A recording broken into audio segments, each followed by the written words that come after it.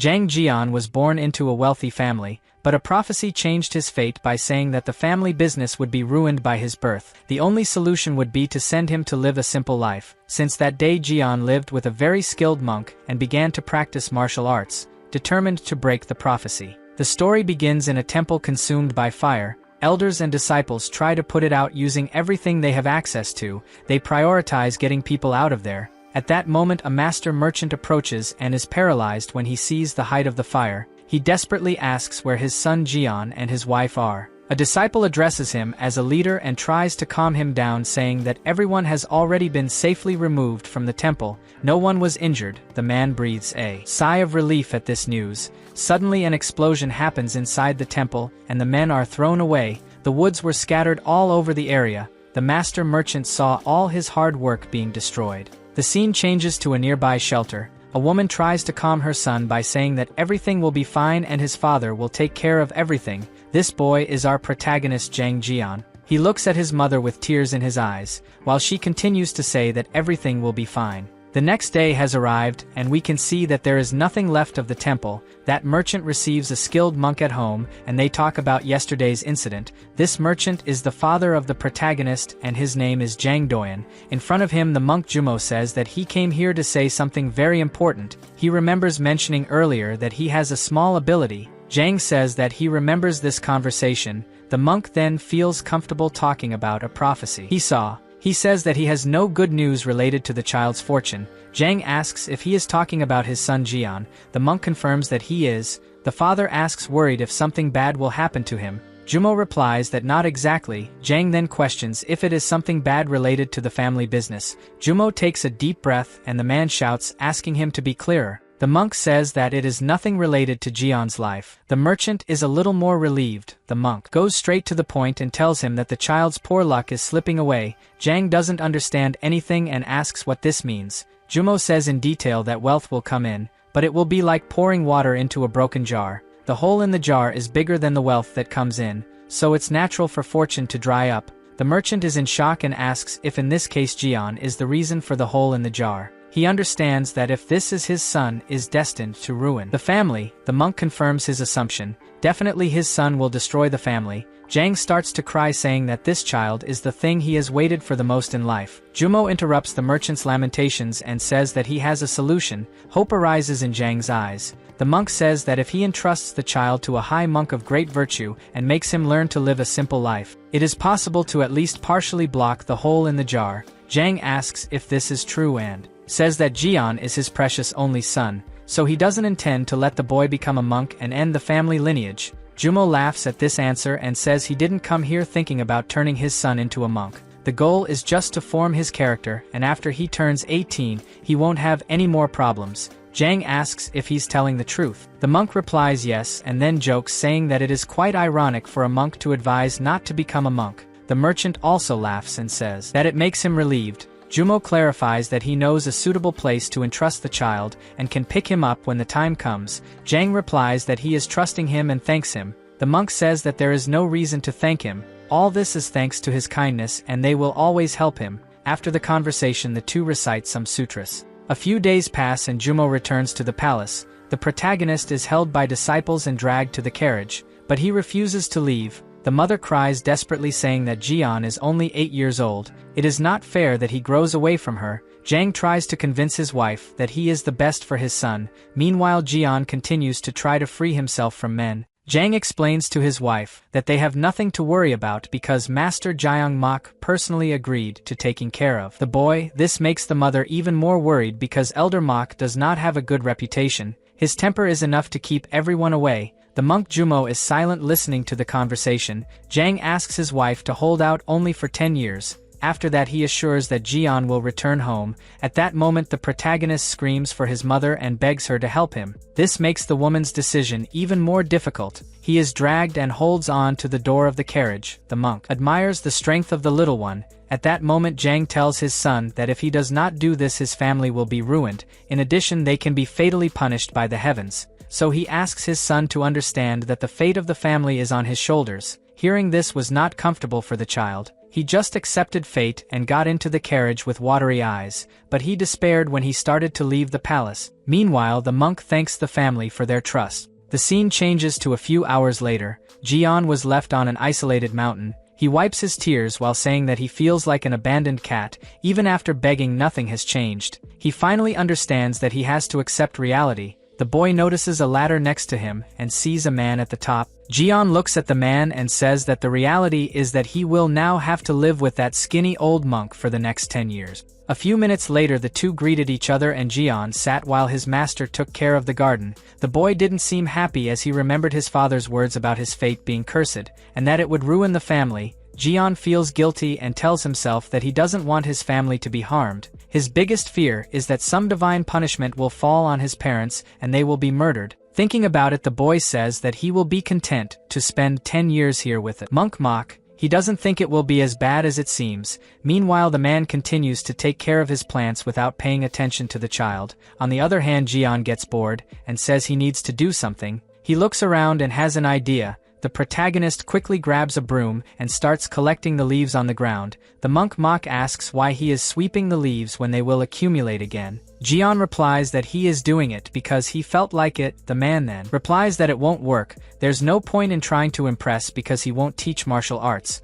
The protagonist thinks the bald man is crazy and immediately says he doesn't want to learn any of this and isn't even trying to impress. Mock feels that Jian is just playing hard and says that he is typical of a merchant's son. Then he says again that he has no intention of teaching him Shaolin martial arts. This insistence makes the protagonist angry, and he seriously says that he didn't come here to learn martial arts. The answer bothers the man, and he feels that he is being belittled by the brat. The monk mock does not like to deal with people, and thanks to this he spent 30 years living alone on this mountain. He also refused to accept disciples claiming that he was a nuisance and that he did not have enough skill to teach. This lasted for many years, until last week he was summoned by a superior monk. He told Mock that loneliness becomes unbearable when you get old, especially with no one to talk to, so he advised him to consider bringing that boy to live with him. Mock refused the proposal, initially saying that he didn't want to take care of any brats. But the monk said that it was a request and a destiny given by Buddha.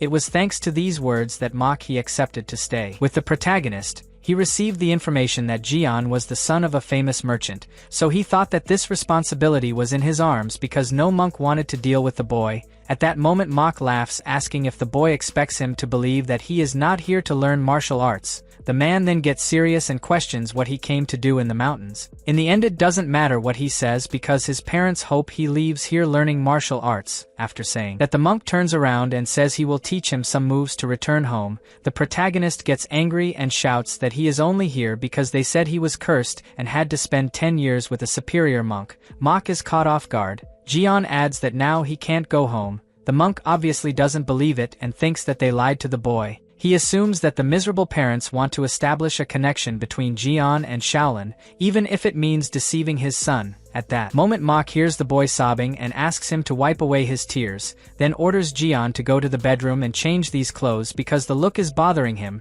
The protagonist asks what the problem is. Mock replies that the flashy clothes are an obstacle in the mountains. The protagonist says that it was his mother who chose these because they were the simplest. The monk tells him to stop arguing and go change. Minutes later, we see a table with leaves and some grains. Jian has already changed his clothes and asked if this is the food. Mock replies yes. In temples, the rule is to avoid the use of fire. Eating food touched by fire can make the person's temper become violent, and a monk would not be able to maintain discipline if he got angry frequently. The protagonist looks at the food without believing that he will have to eat something raw. On top of that, these clothes are so rough that they bother even standing still. At that moment, Mock says it's time to eat. Jian asks why he gets angry so often if he eats this food every day. The monk replies that he didn't feel angry today and asks where he got it from. The protagonist soon replies that he heard his curses at him. This makes Jian believe that the monk is so hateful that he is giving him this inedible food. Mock is annoyed that his meal is being called inedible. This is the first time anyone has the courage to treat him like this. The man believes that the protagonist is provoking on purpose, but this thought comes out of his head when he sees that the boy's eyes convey innocence. Mock then takes a deep breath, understanding that it is just a curiosity. He explains that there is no need to use fire because the food tastes good even without cooking. In addition, they can save firewood. Jian is still a little skeptical and thinks that the man only does not cook because he is too lazy to go get firewood. He then offers to fetch it and adds that he will only take the wood that is on the ground so as not to hurt anything alive in the temple. Mok can't control his anger after these words and says that just because it's on the ground doesn't mean it's a waste. Over time the wood rots and enriches the soil, so the trees grow strong. Jian is shocked by this information and asks if taking the logs means stealing food from the trees. The monk is surprised by the boy's ease of misinterpreting. The protagonist says he won't go around to get any firewood because his clothes could end up spoiling and he intends to wear it for 10 years. Mok feels that the brat is complaining about the clothes he received.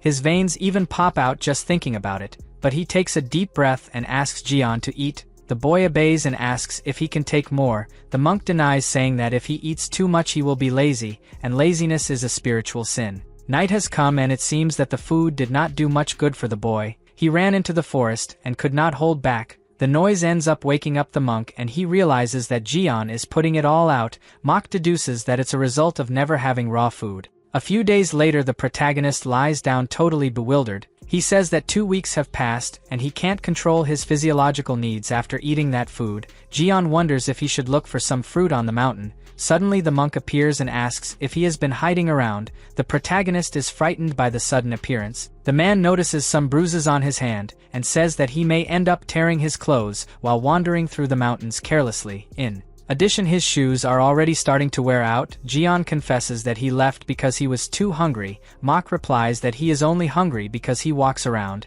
but the protagonist believes that it is because the portions are too small. The man disagrees. He says that people can live well by eating anything. Just believe that it is enough. Jian lowers his head and sadly replies that it is difficult to live like this. Mok says that it is more difficult to do good things and avoid sins that bring punishment. Difficulties are part of the path, and he needs to adapt. The protagonist becomes sadder and sadder when he realizes that the man has no intention of helping him. Anyway, he is determined not to go hungry. At that moment the monk turns around and starts to leave. He says he needs to do something and asks the protagonist not to leave here. Jian, he remembers the words spoken by the bald man about standing still so as not to feel hungry and decides that from today on only he goes to sleep all day. The monk looked back when he heard a noise from the boy celebrating and didn't understand anything. The protagonist feels that this is a very smart idea. Later that day the man decided what he had to do and returned home. The scene he found was the boy sleeping all awkwardly between the sheets. Mok screams, asking why he is relaxing like a spoiled child when the sun is shining outside. This scream was enough to make the protagonist wake up scared. He immediately defends himself by saying that it was Mok who told him not to move unnecessarily. That's why he's trying to sleep. The monk takes a deep breath and says that laziness and not walking unnecessarily are two different things. Eating and sleeping all day makes him an animal wasting food. The protagonist didn't like the comparison. Mok turns around annoyed and leaves the place. The boy doesn't understand anything and wonders what he should do. A few minutes later the monk prepares to meditate. The protagonist begins to spy from inside the room and pays attention to every detail. He wonders if Mok is reciting sutras like the other monks, then puts on his shoe and decides to see it for himself. He approaches and asks if Mok doesn't normally ring a wooden bell and reads a book aloud while reciting sutras. The man replies that he has no reason to make too much noise when one is deep in the mountains, so he reads with his eyes and beats the wooden bell with his heart. That's why it's so quiet. Jian is surprised and confesses that he finds it strange when there was no noise. The bald man asks if he thinks that singing loudly for no reason will help achieve enlightenment faster. The protagonist is annoyed by the way he speaks and mentally calls him a stingy man. He believes that the monk avoids making noise because he doesn't want to feel hungry. At that moment Mok asks the boy to stop disturbing his meditation. Jian obeys and returns frustrated to the room. He feels that it doesn't matter what he says because in the end he will always get scolded. Suddenly a light goes on in the boy's head, and he has an idea. The protagonist thinks that if he imitates everything that old man is doing it will be better. Maybe he can get some tips if he observes how he moves little and doesn't get hungry. The next day arrives and the disciples wake up when the sun has not even risen yet. They clean the whole temple and tidy up things. At that moment the monk gets up and in an instant he organizes all the blankets. The protagonist realizes this and is shocked, thinking that it is magic. Mok looks at him and says that if he has woken up early he should not lie down like a lazy person. After that the man comes out and stars in him quickly arranges his sheets. He tries to imitate the man, but it gets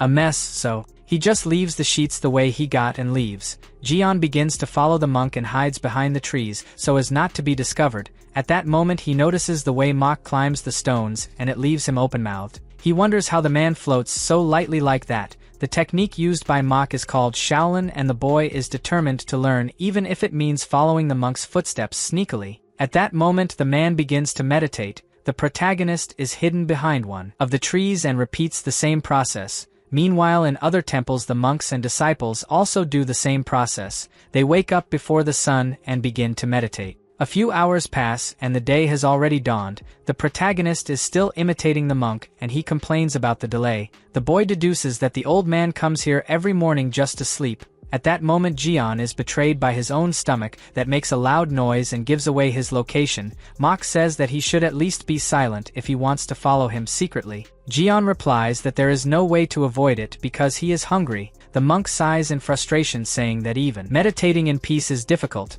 The protagonist notices a white thing come out of his mouth and goes straight to the monk's nose and asks what it is. Mok calms down telling himself that in the end this brat is just a curious child, just like children are at his age. The man then wonders if he should explain all this to someone who is not even his disciple. The protagonist's innocent eyes end up captivating the guy, and he decides to tell a little because it's not like this technique is secret. Meanwhile Jian stays downstairs waiting for an answer. Mok says that the practice he is doing now is a secret internal energy method called Ijin Jing, and what he saw resembling smoke is called Qi. The protagonist is surprised. Mok adds that Qi energy exists throughout the universe and you can live a healthier life by absorbing it into your body. This information catches Jian's attention, and he deduces that this is why the old man never feels hungry, because he has been secretly absorbing Qi. All along, the monk explains that if you do this daily you will be able to absorb it throughout your body and accumulate. After that it becomes what martial artists call internal energy. The protagonist gets excited hearing this and mentally says that it is much easier to eat air instead of feeling hungry all the time,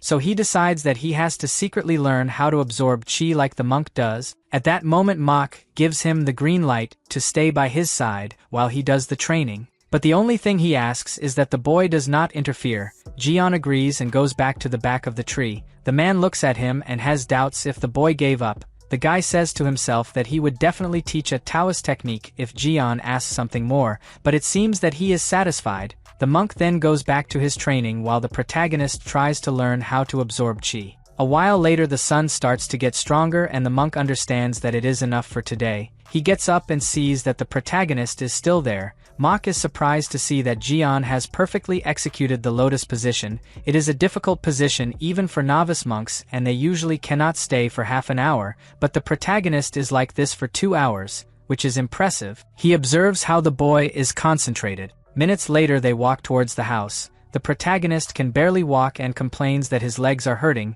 He does not accept that an old man is fully intact after doing the same treatment. In addition, it seems that the monk floats instead of walking. The boy wonders scared if this bald man can be a ghost. Suddenly Mok interrupts his thoughts and tells him to walk faster. Jian obeys and continues to admire the way the man walks, without moving his arms and with a lightness in his feet. The protagonist comes to the conclusion that Mok moves like this to avoid getting hungry. They finally get home and start eating. The protagonist thinks that today was a very good day to collect information. Before he hadn't noticed much that the bald man doesn't waste movements in his daily actions. He spends his energy as little as possible, totally different from the employees that Jian remembers seeing in his house. Suddenly Mok scolds him for wasting time thinking instead of eating. The boy immediately turns his attention to the meal. The monk observes confused that today the protagonist has followed him since dawn and repeated all his movements, as if imitating his actions. After eating the two sit together at the monk's study table.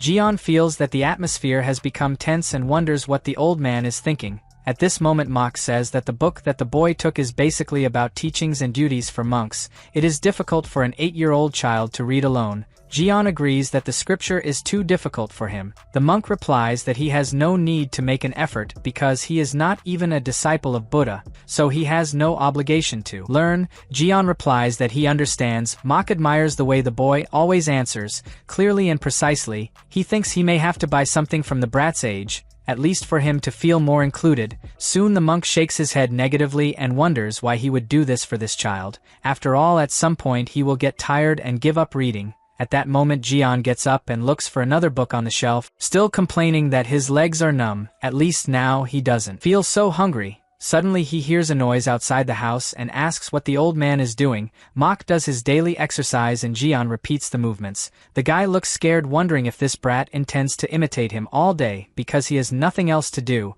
Mok decides to make it difficult to see how far he can go. Jian loses his balance a few times because the master's movements are slow, and on the first attempt he falls to the ground. Mok smiles satisfied. He already expected the boy to fail because it is useless if he just copies this training without any base. The man continues the movements while Jian stays on the ground. He says that he must study yijinting before to be able to perform the training properly. The protagonist gets up irritated and questions if the man didn't say that it wasn't good to move unnecessarily to avoid hunger. Mok replies that this training is to keep the body healthy. It helps in the circulation of energy. The protagonist complains about not being able to keep up because he does it too slowly. The monk admires Jian's determination, but remains determined not to teach him Shaolin martial arts. He explains that there is a reason to move slowly. It is to concentrate the mind and observe one's own body. The slower you move, the more clearly you can see what is happening inside your body. Jian asks if it is really possible to see inside your body.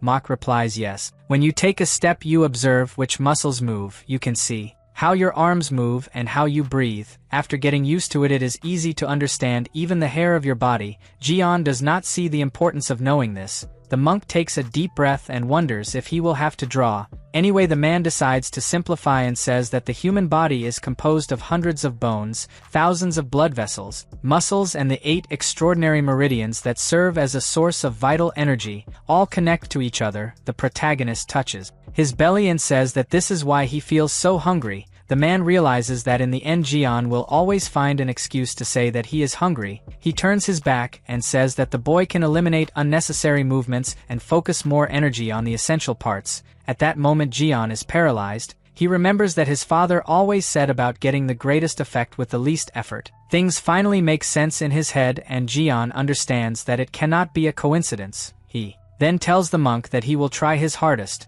which leaves the man completely surprised, and he says that if the protagonist continues like this, he may even secretly teach him some martial arts moves before sending him away. The scene changes to the main hall of the Shaolin temple. An elder checks the notebook and says it's strange. There is little food left compared to last year. Another man agrees with him and closes the door to the warehouse. He says he has heard rumors about an increase in the number of pilgrims visiting this summer. Even so, the number of food received was few. Donations from some disciples outside the temple are missing, but he fears that it will not be enough. Everyone seems to be going through difficult circumstances. Expenses have also increased more than usual in other areas. The man adds that it is worrying and probably the next year will be difficult for everyone. The elders comment that they have never experienced anything like this. It is as if wealth is leaking from a broken jar. Winter arrives. Even with the heavy snow, the monk Mok follows his routine. The protagonist wraps himself completely in the blankets while complaining about the cold. He remembers how his house was always well heated,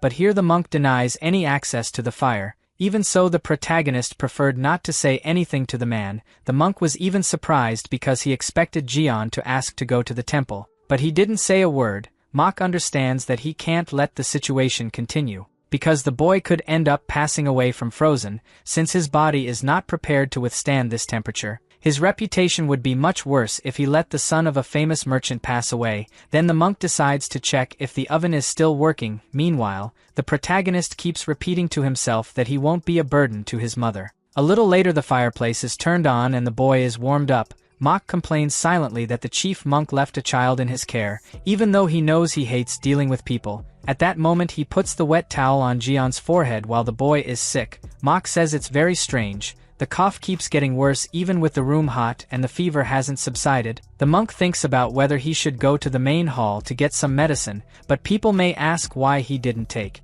care of the boy properly. The bald man is in doubt about what to do because he has never come across a situation like this before. Meanwhile, Gain continues to get worse and coughs violently. Mok takes off his shirt and asks him to sit down for a while. The boy obeys but looks very dejected. The monk decides to heal him by infusing his internal energy. This is the last resort. Losing internal energy will delay several years of training, but he has no other option. At that moment the monk touches the protagonist's back and begins to infuse energy. At that moment a strong light spreads throughout his body, and he feels difficulty entering the boy's body. This happens because Jian has not learned any internal energy technique, so his meridians are not fully open. There is no other option but to force. The protagonist begins to receive the energy. This process is equivalent to 10 years of Jing training. It's as if he has taken the elixir of life. Suddenly Jian feels a very strong pressure inside his body and screams. Mach believes that it will be more difficult for the protagonist to learn other internal energy techniques later.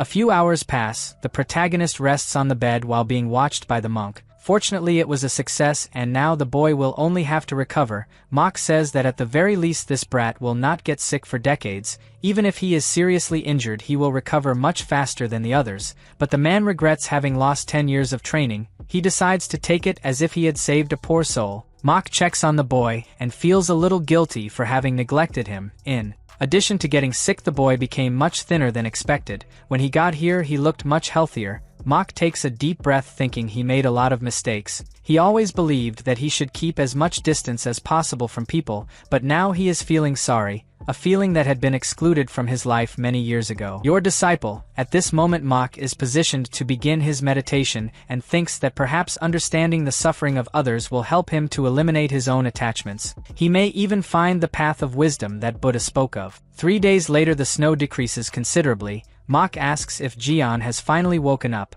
The boy says he feels more refreshed than usual and asks how long he slept. Mach widens his eyes, surprised that the brat doesn't remember anything. He also seems to be unable to notice the changes in his own body. After that the two will meditate outside. Jian doesn't feel cold even sitting in the snow and thinks that now he will finally be able to fill his lungs with air. The bald man looks at him believing that this time his training will be easier. After all his meridians were opened during the complete cleaning of the body, Mach hopes that the boy will take advantage of the opportunity. Anyone would have spent a fortune for it. At that moment Jian follows the monk's movements, hands on his knees with palms facing up and inhaling slowly through his nose. The boy remains determined. On the other hand, the monk thinks that if he taught martial arts now, this brat could become a very skilled warrior, but he soon tells himself that this thought is useless. To do so he has to teach as a lay disciple and get the permission of the head monk. In addition, he believes that the protagonist's physique is not suitable for martial arts. These thoughts end up distracting the monk throughout the training.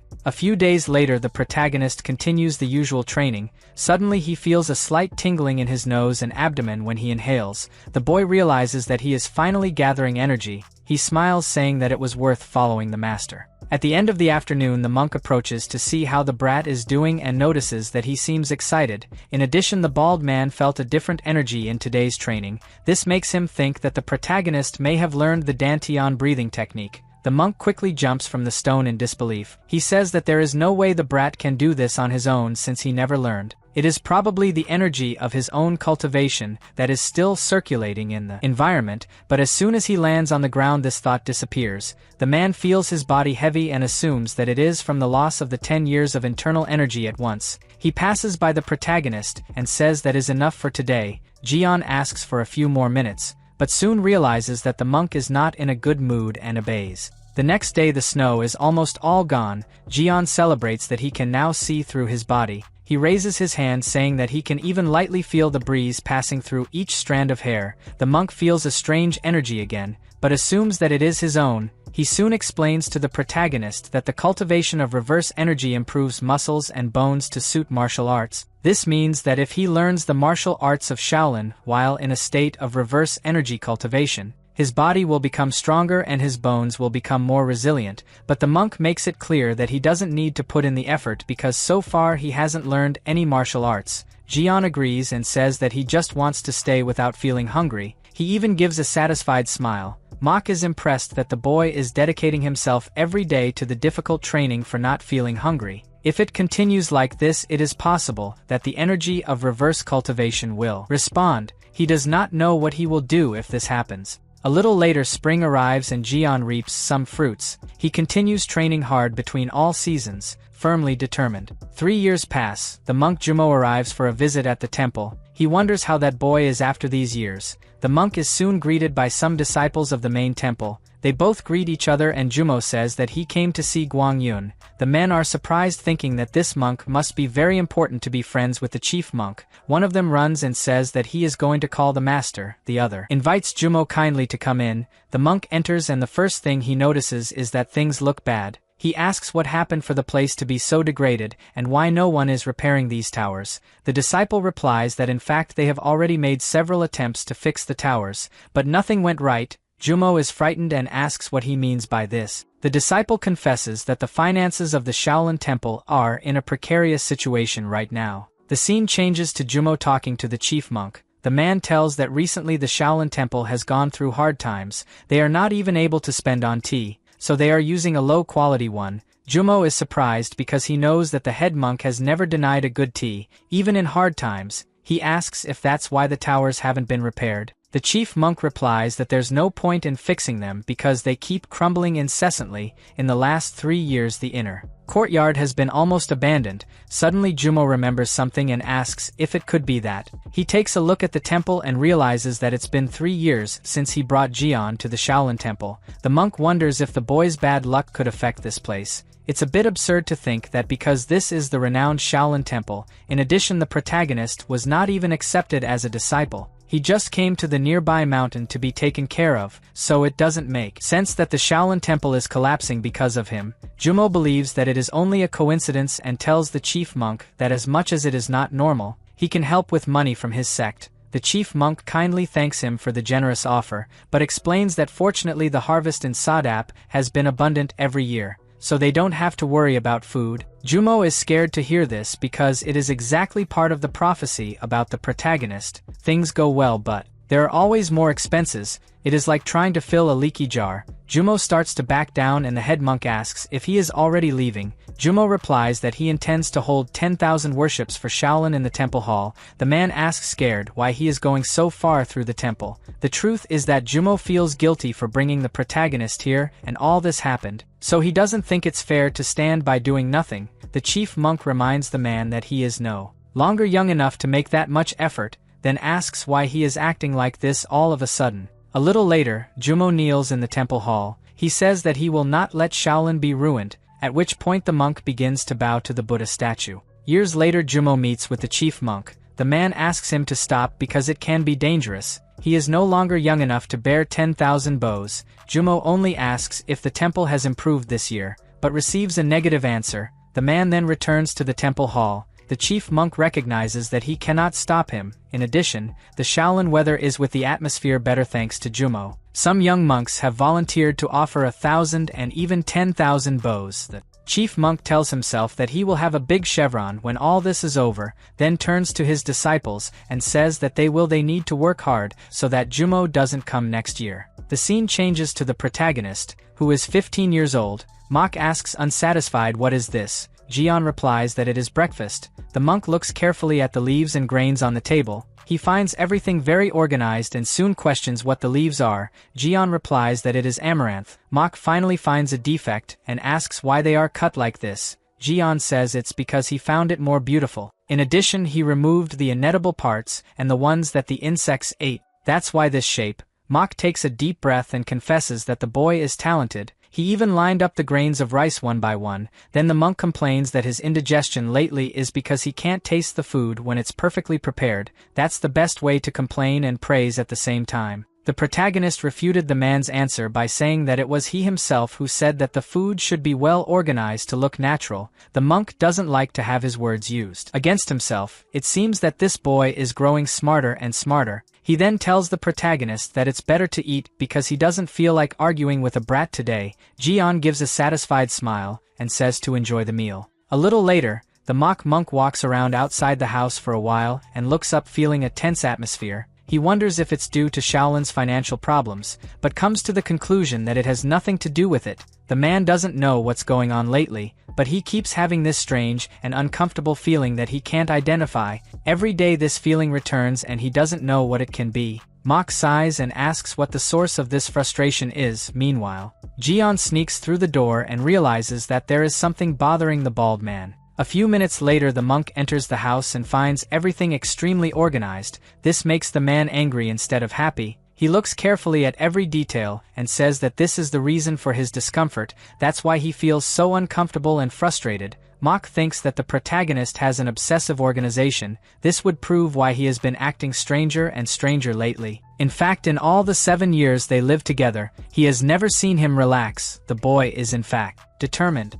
The scene changes to Mach taking care of his garden, while Jian collects all the leaves on the ground. He notices that the protagonist's movements are lighter and lighter. His shoulders hardly move, and he is a little polished. In general, there is no wasted movement. This leaves the monk surprised because even if he knew that Jian was trying to imitate his steps, he never thought that the boy would be so equal. In addition, the technique used can only be mastered by those who know how to control their inner energy. Suddenly the monk decides to stop everything he is doing and calls the protagonist. He remembers that in all these years he has not taught any martial art to Jian, but those who see this boy may think that he secretly learned Shaolin techniques. This would put Mach at risk. So he asks how Jian learned to take these steps. The protagonist seems a little surprised by the question, and the next moment gives a smile saying that he finally realized he can now walk like his master. Mach is surprised to realize that Jian was able to learn martial arts just by copying what he did. He refuses to believe that it is true because until a while ago the protagonist was just a child who didn't even know what IQ was.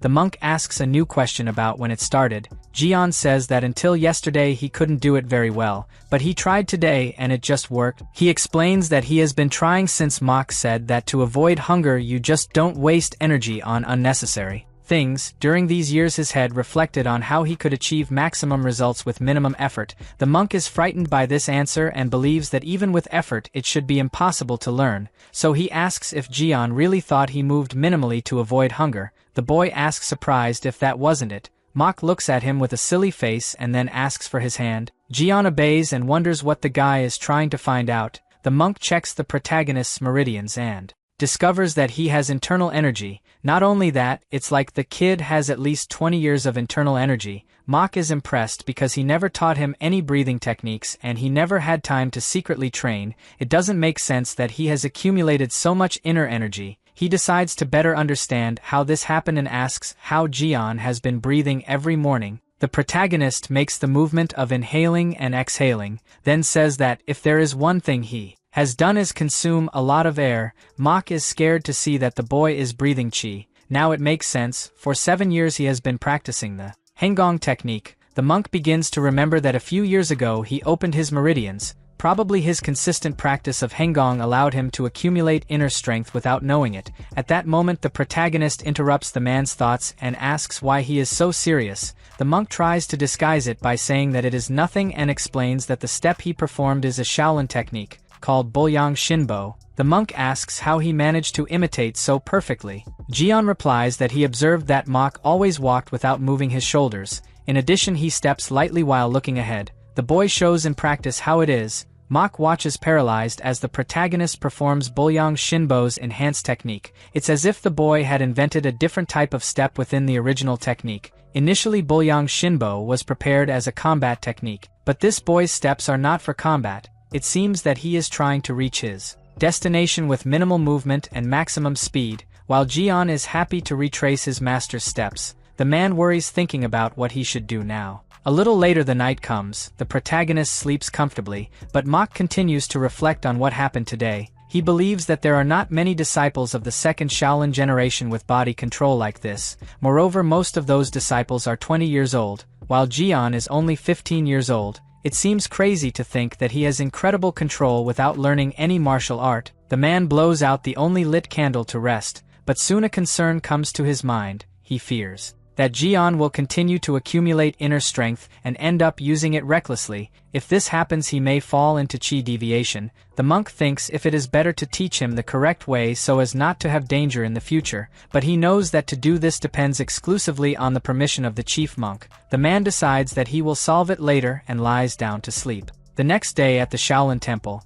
the chief monk receives a visit from the supervising monk and says that it is fortunate that donations are returning to normal. Finally, the difficulties are being resolved. The supervising monk named Going says that he is sure that the finances will recover soon. It is only a matter of time. The chief monk says that the last few years have been very stressful. Now everything is going back to normal. At this moment, the monk takes his rosary while saying that Everything is thanks to Jumo. Buddha did not ignore his virtuous acts and accepted his bows. Going agrees and asks if the chief monk does not intend to talk to the administrators now that things are improving. The man seems confused by the question. The supervising monk says that it is rare for so many disciples to face financial problems at the same time, but it may end up happening again and they need to be prepared, such as increasing the temple assets to avoid similar situations in the future. The chief monk firmly replies that it's not possible. Many people are starving right now and can pass away if they don't help. The supervisor is a little shocked by his tone of voice.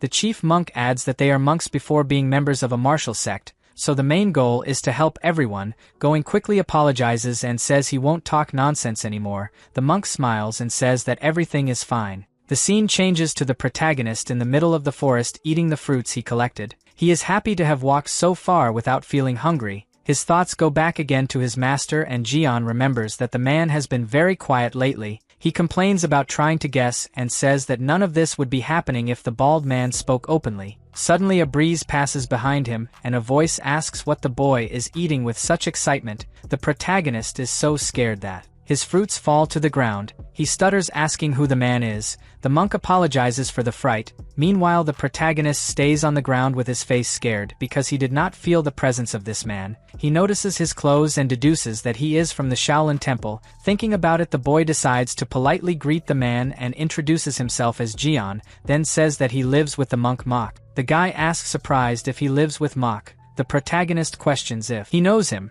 The man observes the boy's clothes and says that it really makes sense for him to live with Mok. In the next moment, he confesses to Jian that he has seen him several times. This leaves the boy surprised because he doesn't remember the monk. The guy asks if it wasn't him who was eating some mountain fruits a few days ago. He remembers seeing the boy use the Yangjosu technique to get the fruit. Then he used the Kpolyang Shinbo step technique. The monk wonders if Mok taught these movements, but remembers that he does not accept any disciple. Of all this, the most surprising thing is to know how the boy managed to live with someone as strict as Mok for 7 years. The protagonist asks if the man also finds his master strict. He confesses that it was very difficult when he arrived here. In fact, Mok scolds him to this day. The man laughs and says that Mok really is like that, but Jian is confused and asks who he is after all. The monk realizes that he has not introduced himself so far and says that his name is Hong-O. His level is higher than that of the current head monk of the Shaolin Temple. After the introduction, he asks if the protagonist is a disciple of Mok.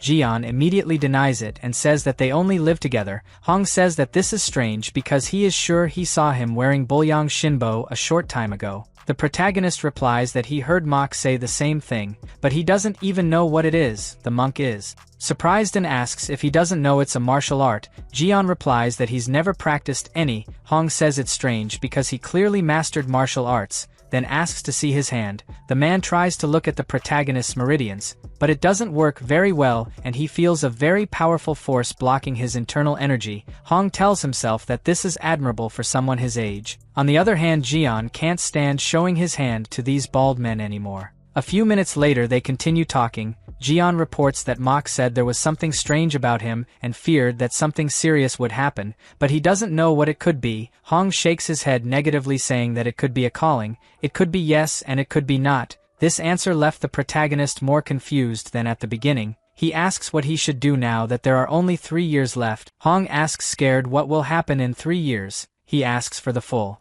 story and says that maybe he can help him. Jian feels safe and tells him that he has been away from his family for almost 10 years thanks to his bad fate. It all started when he was 8 years old. Half an hour after the protagonist finishes his story, Hong is paralyzed, realizing that this 15-year-old boy learned martial arts only by imitating Mok. He believes that Jian is a truly rare talent. If he learned some simple martial arts techniques, he would definitely be hailed as a rising star. At that moment, Hong says that the head monk's vision of handing him over to Mok was really amazing. The protagonist soon asks what he should do now that there are only 3 years left. Hong asks him to calm down because there is nothing worse than living with an evil guy like Mok for 7 years. The monk adds that worry sickens the body and Buddha will not abandon the merit he has accumulated so far. Jian confusedly replies that he has not accumulated any merit. Hong thinks about it and wonders what he should do. He then asks the protagonist not to talk about his visit to the monk Mok. Jian replies that he cannot lie to his master.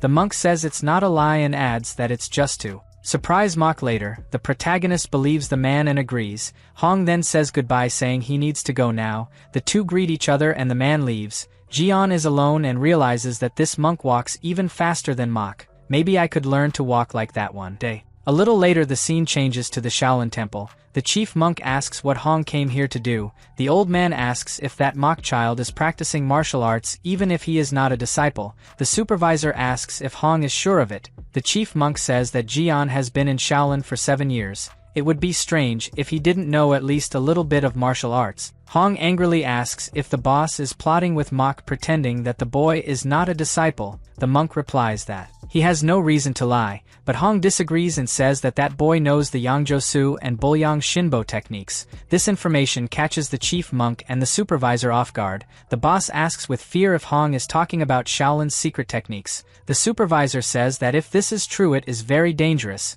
After all, that boy is not even a disciple. It is against the rules to teach the secret techniques of Shaolin to a child like that. The chief monk takes a deep breath and says that he is sure that mock would not do that. Then there must be some reason. Hong asks if they think he's lying. The guy says he saw it clearly with his own eyes, so just make mock kneel down and see if it's true or not. The men are surprised by Hong's violent way. The chief monk calmly replies that he will solve the matter and asks if the guy has anything else to say. Hong laughs and says that the monk is very smart. He then says that he has recently made a breakthrough and needs the jade Buddha staff. The supervisor is surprised by the man's audacity. The chief monk immediately replies that it is not possible and adds that it is good for him to be aware of the significance of the sacred Shaolin relic. Hong doesn't take the answer very well and gets angry asking if they are saying that his advancement is not worth it. The chief monk stands firm in his decision and asks if the guy intends to go over the will of his predecessors, then reaffirms that he will not change his answer.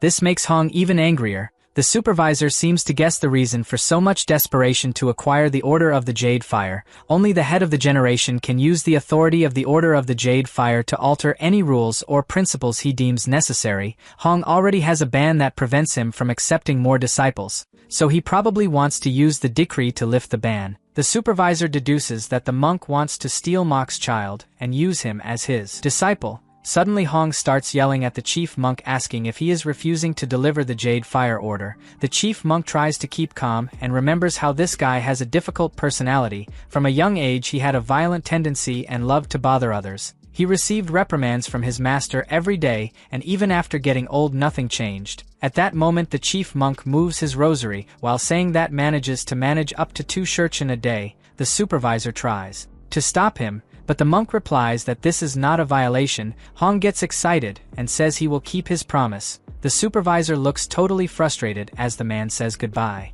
At the end of the night Jian walks through the forest with mock. The monk realizes that his step has improved a lot since the last time, but he has no idea how his technique keeps improving without any teaching. Suddenly the monk notices that the protagonist is smiling and asks why he is happy. Jian stops for a moment and replies that he can absorb more qi during these hours of the morning. He says that he has compared it to the qi he absorbs throughout the day, so he is sure that the best is during the night. Mock asks scared if he is saying that he absorbs qi all day. The bald man thought that when Jian disappeared it was because he was picking fruits. The protagonist replies that initially he thought he could only absorb qi if he did the lotus position, however he found that he can also absorb even while folding the blankets or sweeping the yard. Mock asks if he always maintains this breathing technique. Jian asks confused if he can't. The monk knows that practicing this breathing throughout the day is usually so boring that without focus there is no way to store it, so he always thought it was impossible to store qi during daily chores. But this would explain how the protagonist has so much energy internal. The monk then tells the boy that doing the technique recklessly will not increase his martial arts skills. Jian soon replies that he has not learned any martial arts. Mock asks surprised if he knows that trying to store qi constantly will not produce significant results. The protagonist replies yes. He only does this during the day because he has already gotten used to it. Mock starts to sweat cold realizing that the protagonist does not understand the danger he is in. If he keeps accumulating internal energy without control and tries to use it in a clumsy way, it can result in a deviation of qi. Meanwhile Jian looks at him without understanding anything. The next day the two wake up early and go to training. Mock observes Jian and tells himself that he is afraid that someone will find out about it. He has no way to hide this presence for long. Thinking about it, he decides that telling the chief monk is the best choice to protect Jian. The scene changes to Hong's house. He asks one of the men why he is refusing the tea. The white-haired man is the saint of the sword. His name is Ian Gang. He tells Hong that when it comes to a mad monk's tea, one should not just drink it without caution, then asks if it is not Hong who is used to making tea with poisonous herbs. The black-haired boy is a disciple of Gang and his name is Myung. He is shocked by the possibility of taking something poisoned. At that moment Gang drinks some of the tea and Hong is eager to hear what he has to say. Gang says it's good, but didn't know Shaolin had such toxic plants. Hong replies that he secretly cultivates it in his private garden. The root is medicinal, but the leaves are highly toxic, so eating them incorrectly can be fatal. Gang yells asking if he thought about giving it to his disciple. Hong says he needs to taste it to avoid falling victim to any random poison in the future. Gang replies that he might be right and praises his knowledge of poisons. He even remembers that guy from the Tang family was furious. The monk replies that his mastery of poison is a level above that idiot from the Tang family. Gang agrees that in his youth there was no one to surpass Hong, but now that guy from the Tang family has become an immortal poison. Myung recognizes this name and is surprised because the immortal poison is one of the 10 best masters of martial arts. It is strange to think that the immortal poison of the Tang clan once stood below Hong in poison domain. Gang says that it is not that shocking and remembers that he has already lost to Hong in the sword technique. Myung asks scared if his master is seriously. Gang says it's true and that Hong is a great genius. His techniques in his youth were untouchable. Even his clan was left behind. Hong yells asking why the guy is remembering these old stories. Then says that if he can't achieve enlightenment, it will be all his fault. Gang agrees to stop talking. If he admits defeat, Hong reaches the height of stress and asks if he came here just to bring it up again. The gang takes a deep breath and says that for the sake of the Shaolin temple, it would be good if the man passed on his martial arts. The monk refuses this idea and tells him to take care of his own sect. Gang then asks him to admit that he lost, since his only disciple was Mok and he didn't learn martial arts. Gang adds that it's too late for the man to get another disciple, so he should just give up and confess that he lost the bet. Myung silently observes the discussion and comes to the conclusion that this bet was part of the internal conflict of the two masters. This is because they had many different opinions about martial arts, and to solve the problem they created disciples. So they bet that the result among the students would decide who was right. At that moment Hong says that everything would have been different if Mok was not so stubborn. Anyway, the man is not willing to accept defeat and asks Gang to wait a few more years. Gang feels hope when he hears this and asks if Hong has found any promising students to continue his legacy. The monk just replies for him to wait a few years. The guy starts joking saying that he hopes to be alive when this child can surprise them. Hong replies with fire in his eyes that he just needs to stay alive for 5 more years. This statement left both the master and his disciple surprised. Gang realizes that this guy is looking to get into trouble again. The scene changes to Mok at his house. He becomes thoughtful after receiving one of the chief monk's disciples at his home. The man asked him to go to the temple and take the child. Mok is worried because this visit means that they already know about the protagonist. At that moment he approaches and tells Jian that they need to go to the main monastery today, so the boy must be the most polite when he meets the chief monk and the elders. Jian doesn't seem to like the idea very much and the man asks if he doesn't want to go, but the boy replies that he feels he will feel hungry during this journey. The monk doesn't believe that this is the complaint and says he will see if there is any cake left from the fall festival to take. The protagonist can't hide his happiness and says that they must go now, so Mok is shocked by the brat's audacity. A few minutes later they start to descend the mountain towards the main monastery. The protagonist remembers that 7 years ago he thought he wouldn't last long because of exhaustion, but now he manages to descend quietly without feeling hungry or tired. It's a big breakthrough for him. Meanwhile the monk follows in the footsteps of the boy behind. He watches carefully until he realizes that the protagonist has performed a new technique, the Great Arhat Zen Step. This time the man cannot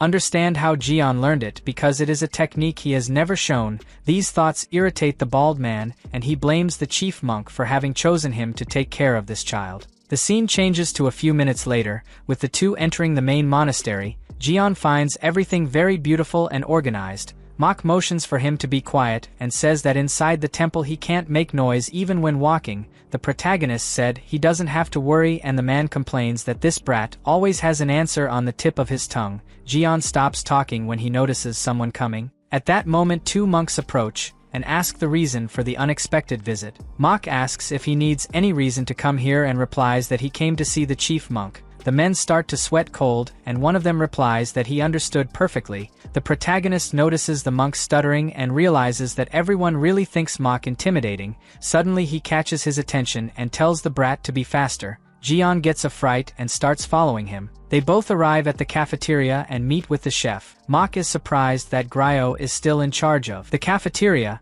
The guy replies that he gets restless if he is not working. As they talk, the protagonist stares at the cafeteria wondering if this is where all the food in the Shaolin temple is done. Gryo soon notices the boy and asks if the monk has accepted a disciple. Mok asks if the guy can't see this boy's hair. It's obvious that he's not a disciple, just a child who is in his care. The guy gives a smile and greets the protagonist. Jian also responds happily. Mok asks Gryo to take care of the boy and serve some cakes while he goes to talk to the head monk. Jian and Gryo like the idea, so Mok says goodbye to the two and starts to leave. The chef asks the protagonist to wait a while he goes to get him a candy. The boy is obviously happy and thanked. The next moment the chef comes back with 3 moon cakes. The protagonist looks at that dessert as if he were in heaven. His eyes shine, and he says that it looks much more beautiful than those in his house. Jian even cries with happiness and prepares to eat. At the first bite he feels that he is in paradise, and that he has found true joy.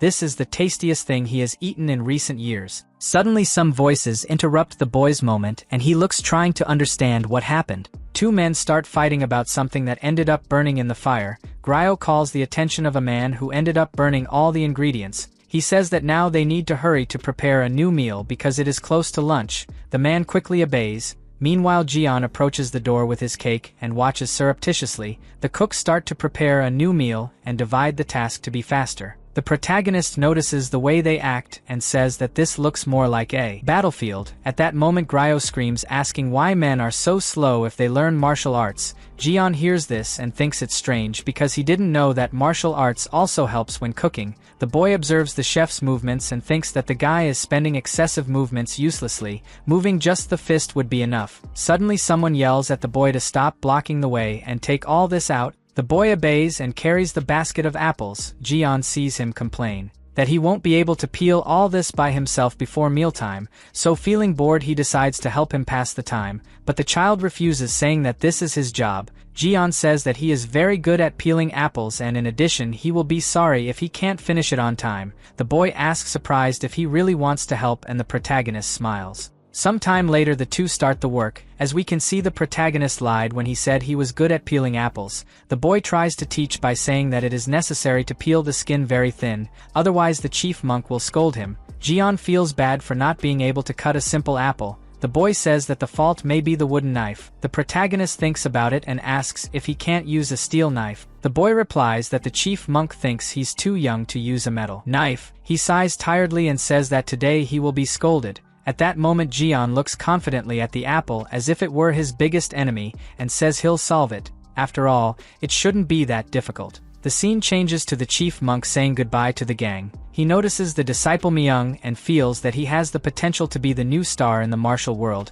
Mok has a familiar feeling and mentally says that Myung is very similar to Jian, but what is making him doubt is the fact that the sword saint comes to the Shaolin temple. The chief monk explains that he came to visit Hong and probably brought his disciple to pay tribute. Mok says that Hong is not exactly friends with the gang to pay tribute. At that moment the chief monk notices something strange and asks where is the child who asked him to bring. Mok replies that he left the boy in the cafeteria for a moment and asks if the guy has any serious matter to talk about with him. The monk replies that he was just curious. While they talk, the protagonist continues in his difficult job of peeling an apple. The head monk tells Mok that maybe it's time to take on a disciple. After all, he has been with the boy for 7 years and must have already created a bond. Mok reminds him that he was alone for years and decided not to have any students. The monk asks if he means that he will leave this child aside irresponsibly. Mok is scared by this question and believes that the master already knows that Jian is learning martial arts. Letting someone use skill without having a master is very dangerous and against the rules. He asks how the man knew. The monk replies that it's been 7 years, it's not strange that the child has learned 1 or 2 techniques. The only problem with all of this is that he's learning the combined techniques. Mok tries to explain that he didn't teach anything, but the master points out that the skills came from him. which means he's responsible. Mok understands and asks if they can accept someone who is from outside the sect. The monk says that he has already contacted Jian's family and received permission. This surprises Mok, because he didn't think that the master would be so far ahead. The monk explains that he did it because the children they have little potential, so it's good to invest in someone with true talent. He says that Mok can choose not to be the boy's master, but if he refuses he will have to be punished for teaching martial arts to a child who is not his disciple. Jian will be punished with the cutting of his meridians. Mok's punishment would be to live in seclusion for the rest of his life. The monk asks if he is really willing to go that far. Mok looks incredulous and thinks that it would not be so devastating for him to live in seclusion, but he could not let the protagonist suffer so much. At that moment the monk offers another option if Mok does not want to accept a disciple. The man asks what it is. The master says that he cannot leave a child out there using the Shaolin martial arts without any direction, so he will ask the senior monk Hong to be responsible for the boy. This is the worst option that Mok could receive, and he shouts that he does not accept this. Meanwhile, Gang and his disciples start walking towards the exit of the temple. The leader says that he had another vision of Shaolin, but in fact it is just another big temple. Even so, his Wasan sect has never surpassed Shaolin even once. Myung is surprised and asks if their sect is not currently the best in the martial world. Gang laughs and explains that when people say the best, they don't include Shaolin. All 8 sects are nothing when compared to Shaolin, so they can't afford that. Myung replies that he doesn't understand how Shaolin can be the best if he currently doesn't have any exceptional talent. Gang says that's why he's worried. The disciple asks him to explain better what he is trying to say. Gang says that Myung has a talent that soon everyone will see and he will be like an incomparable figure. When that day comes he will face Shaolin, so he asks the boy to be attentive to each disciple of this temple. Myung thanks the leader for his words and says that he will never betray his expectations. Gang touches his shoulder and asks him to understand that this is also a wish of the Wasan sect. Soon they will beat Shaolin and sees Hong's face of disappointment. Gang takes a step when he suddenly feels a pressure on his body. He stops immediately and uses his ability to see who owns this aura. Gang soon finds the protagonist cutting the apples. He asks surprised if there is something like this in Shaolin, then turns his back and says he needs to see something. Myung doesn't understand anything and follows his master. At that moment Jian he shows a perfectly peeled apple to the boy, who confesses that he has never seen anything like it. Even the chief monk can't do that. He praises Jian, saying that it was amazing. Meanwhile, the protagonist tries to do the same with another apple and complains that it is very difficult to make it perfect. The boy encourages him to continue. Jian thinks of a way to peel it in a perfectly round shape. Suddenly someone approaches from behind him and the boy asks who these people are. Gang replies that they are visitors to the temple and asks if he can watch what the boys are doing. Jian keeps peeling his apple and feels uncomfortable with these guys standing watching them. He ends up losing his skin by getting distracted. On the other hand, the men keep staring. Myung doesn't understand until now what his master came here to do. He then activates his ability and can perceive the strong energy exuding from the protagonist. The guy is surprised, wondering who this boy is and why he uses energy to peel the apple. At that moment Myung calls for his master, but the man tells him to watch in silence. Gang realized that his disciple also saw the energy. He turns his attention to Jian and assumes that the boy is around 15 or 16 years old. Even at this age, he already shows a lot of talent for fencing. At that moment, the protagonist finishes another apple and shows it to the little companion. On the other hand, Gang feels bothered by feeling the desire for the sword in Jian. He remembers that the first time he awakened the desire for the sword was in his late teens. This boy seems to be ahead. That's why Shaolin is feared. At that moment, Gang realizes that Jian has too much hair to be a disciple. The protagonist replies that he really is not a disciple. The leader believes that the Shaolin Temple still does not know the value of this boy. There is a possibility that his talent will be ignored. He decides to get closer and asks Jian to give him an apple. The protagonist obeys and the guy starts saying that they should use an apple peeler. Suddenly Gang starts peeling using his hand as if it were a blade. Jian looks impressed. While Myung comes to the conclusion that he and the protagonist are different, the disciple reflects that the boy's movements of cutting the apples are extremely unnatural. Only the fingertips and the wrist that held the wooden knife moved. His body remains without any movement.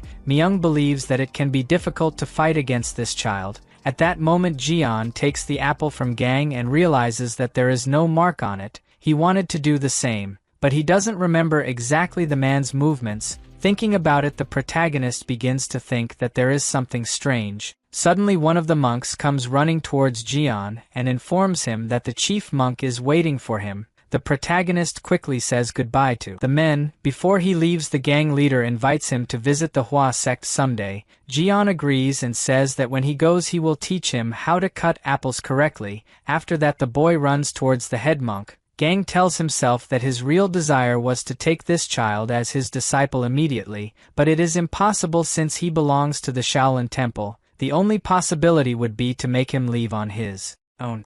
As we saw in the previous video, a disciple comes running towards Jian and informs him that the chief monk is waiting for him. The protagonist quickly says goodbye to the men. Before he leaves, the gang leader invites him to visit the Hua sect someday. Jian agrees and says that when he goes he will teach him how to cut apples correctly. After that, the boy runs towards the chief monk. Gang tells himself that his real desire was to take this child as his disciple immediately, but it is impossible. Since he belongs to the Shaolin temple, the only possibility would be to make him leave on his own. At the same time, Gang remembers what Hong said about a talented boy. He quickly realizes that the monk was talking about the protagonist, but Gang finds it difficult to get a disciple out of the Shaolin temple, so he is sure that Hong will fail. He then turns to his disciple and asks if he found it amusing. Myung confesses that he felt afraid. The protagonist's aura was enough for the guy to realize that he couldn't stop him if he had a gun in his hand and wanted to attack. Gang laughs and reassures Myung, saying that he doesn't need to be so afraid because he is also a good guy in attack. The disciple agrees that he also has qualities.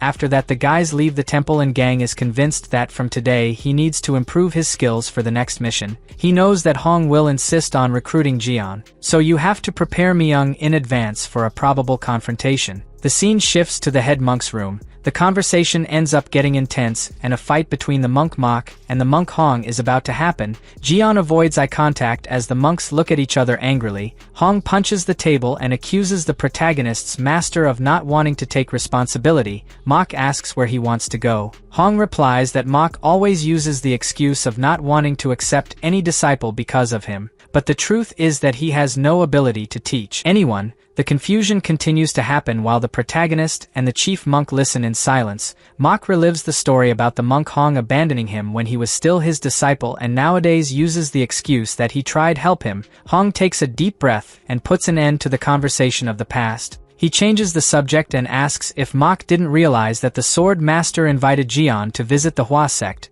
so it is important that the Shaolin temple makes the protagonist a disciple before he is taken by another sect. It turns out that Mok didn't know about this conversation and screams in fright, asking what he said. Then the monk looked at the protagonist, waiting for him to explain this conversation he had with Gang about the Hua sect. Jian replies that he didn't know that man was the sword master, but he said to look for him if he went to Manhwa. The protagonist adds that he thought it was just a friendly invitation. Hong, realizing that Jian treated the sword master like any old man, the protagonist feels completely lost in this conversation. Hong continues to try to convince Mok to accept the protagonist as his disciple because he is sure that the boy can bring glory to Shaolin, but Mok is stubborn and denies it. This makes the monk angry and he yells, asking why the guy accepted to take care of Jian in the first place. The chief monk tries to calm Hong down if they will never reach an agreement. He looks at the protagonist and explains that the Shaolin temple is willing to accept him as a secular disciple and teach him martial arts. His master will be Hong, and he doesn't even need to shave his head to become a monk. Jian is impressed to hear that he may be a secular disciple. The head monk asks if he wants to be part of the temple. Mok expects him to give a negative answer,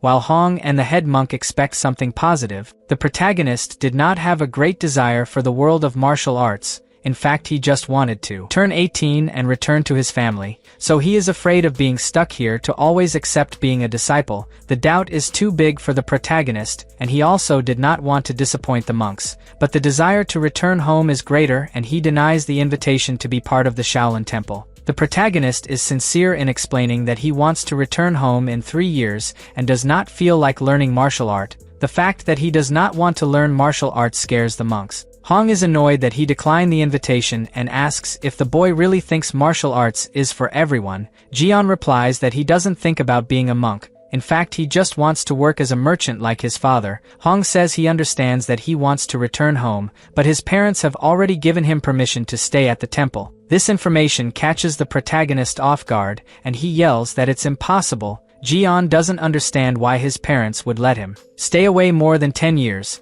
The head monk explains that becoming a secular disciple won't stop him from being a merchant or returning home. It just requires a little more time to develop the basic qualities expected of a Shaolin disciple. Jian lowers his head sadly as the monk realizes that the boy is really different. Most people pay to enter the temple, but he just wants to have a normal life. At this point, Hong shouts that he only needs 3 years to train him, the 3 years he would spend living with Mok, then asks if this time is acceptable. Mok anxiously awaits the protagonist's response. Jian knows that he will be away from his family anyway during these 3 years, so maybe it's cool to learn from Master Hong. He also wants to walk without being noticed like the old man, so he can make his parents proud. Thinking about it, the protagonist decides to become a secular disciple of the temple and asks that at least he have food. Hong screams with happiness, saying that he did the right thing, then realizes what Jian said and asks how long Mok made him hungry. Mok tries to answer the accusations about being a bad guy,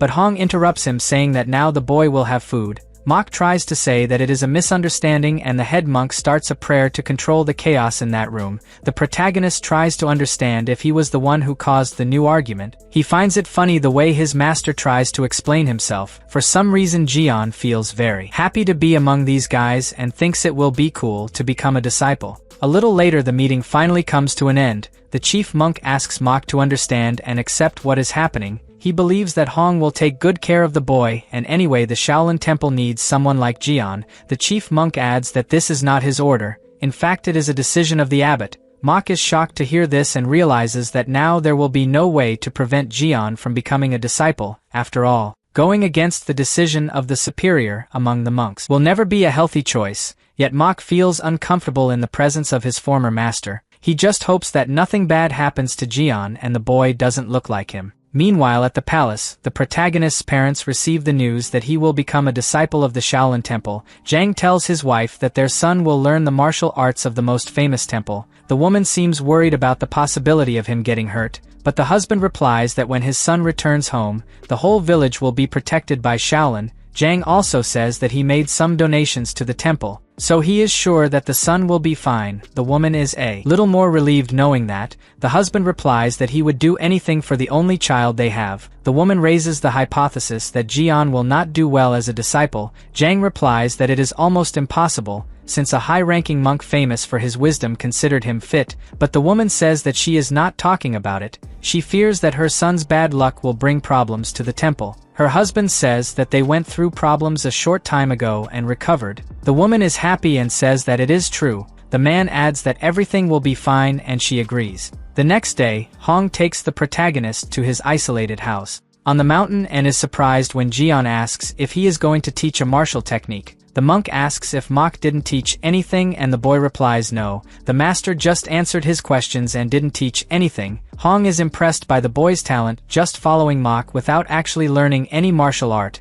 Now he is willing to train him, and before decides to ask him some questions. First, he asks if the protagonist has ever heard about bloodthirsty points or internal strength cultivation techniques. Jian answers no to the two questions. The monk then asks if he knows meridians or chi flow, but Jian says he doesn't remember very well. Hong realizes that he will have a bit of work ahead. He thought that the protagonist knew the basics since he accumulated enough inner energy to execute the ascending step of the dragon hand and the shadow. The monk understands that he assumed wrong because the boy knows nothing about martial arts, but he is eager to make him a great martial artist and begins by explaining that martial arts are also related to training the physique. So first he goes to test some of his skills. Hong points to some buckets of water and asks Jian to lift them, holding them by the wood. The protagonist looks confused, and the monk says that new disciples usually start with this training when they enter the Shaolin temple. It will serve to test their balance. He hands the wood into Jian's hand and says that it will only be strange at first that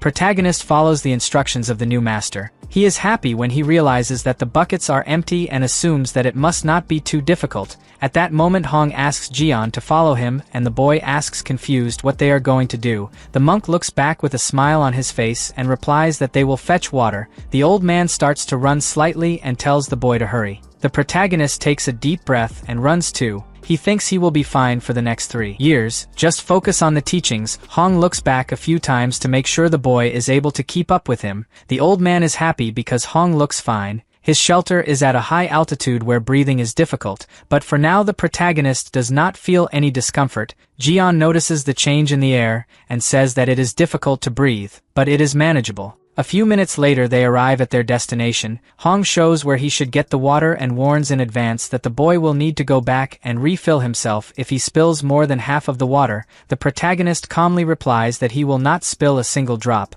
but the monk is sure it will be difficult. At first glance it may seem simple, but a newbie keeping his balance as the weight changes is not easy. Hong hopes he can't because even new Shaolin disciples take at least 6 months to 3 years to get used to it. The protagonist fills the buckets and warns that he is ready to return, but as soon as he tries to run he ends up unbalancing the buckets. In addition, his shoulder hurts when he puts strength not to spill the water. Jian realizes that the buckets are quite heavy and the slightest chance will spill everything. He asks worriedly how he will get back with it before nightfall. Hong hid behind some rocks to laugh at the boy. Meanwhile, the protagonist continues to make his way calmly, focusing on the balance of the buckets. He notices along the road that if he moves his shoulders up or down the buckets sway, but the water does not spill as long as he keeps the center of his body firm with his shoulders and toes. At that moment Jian tries his strategy and jumps a few steps forward. The buckets remain intact without causing spills. The boy smiles happily that his plan worked. Now he increases the speed of his steps and moves forward quickly. Hong is open-mouthed as he thinks this is unbelievable. He realizes that Jian has mastered the techniques of moving quickly and stepping lightly.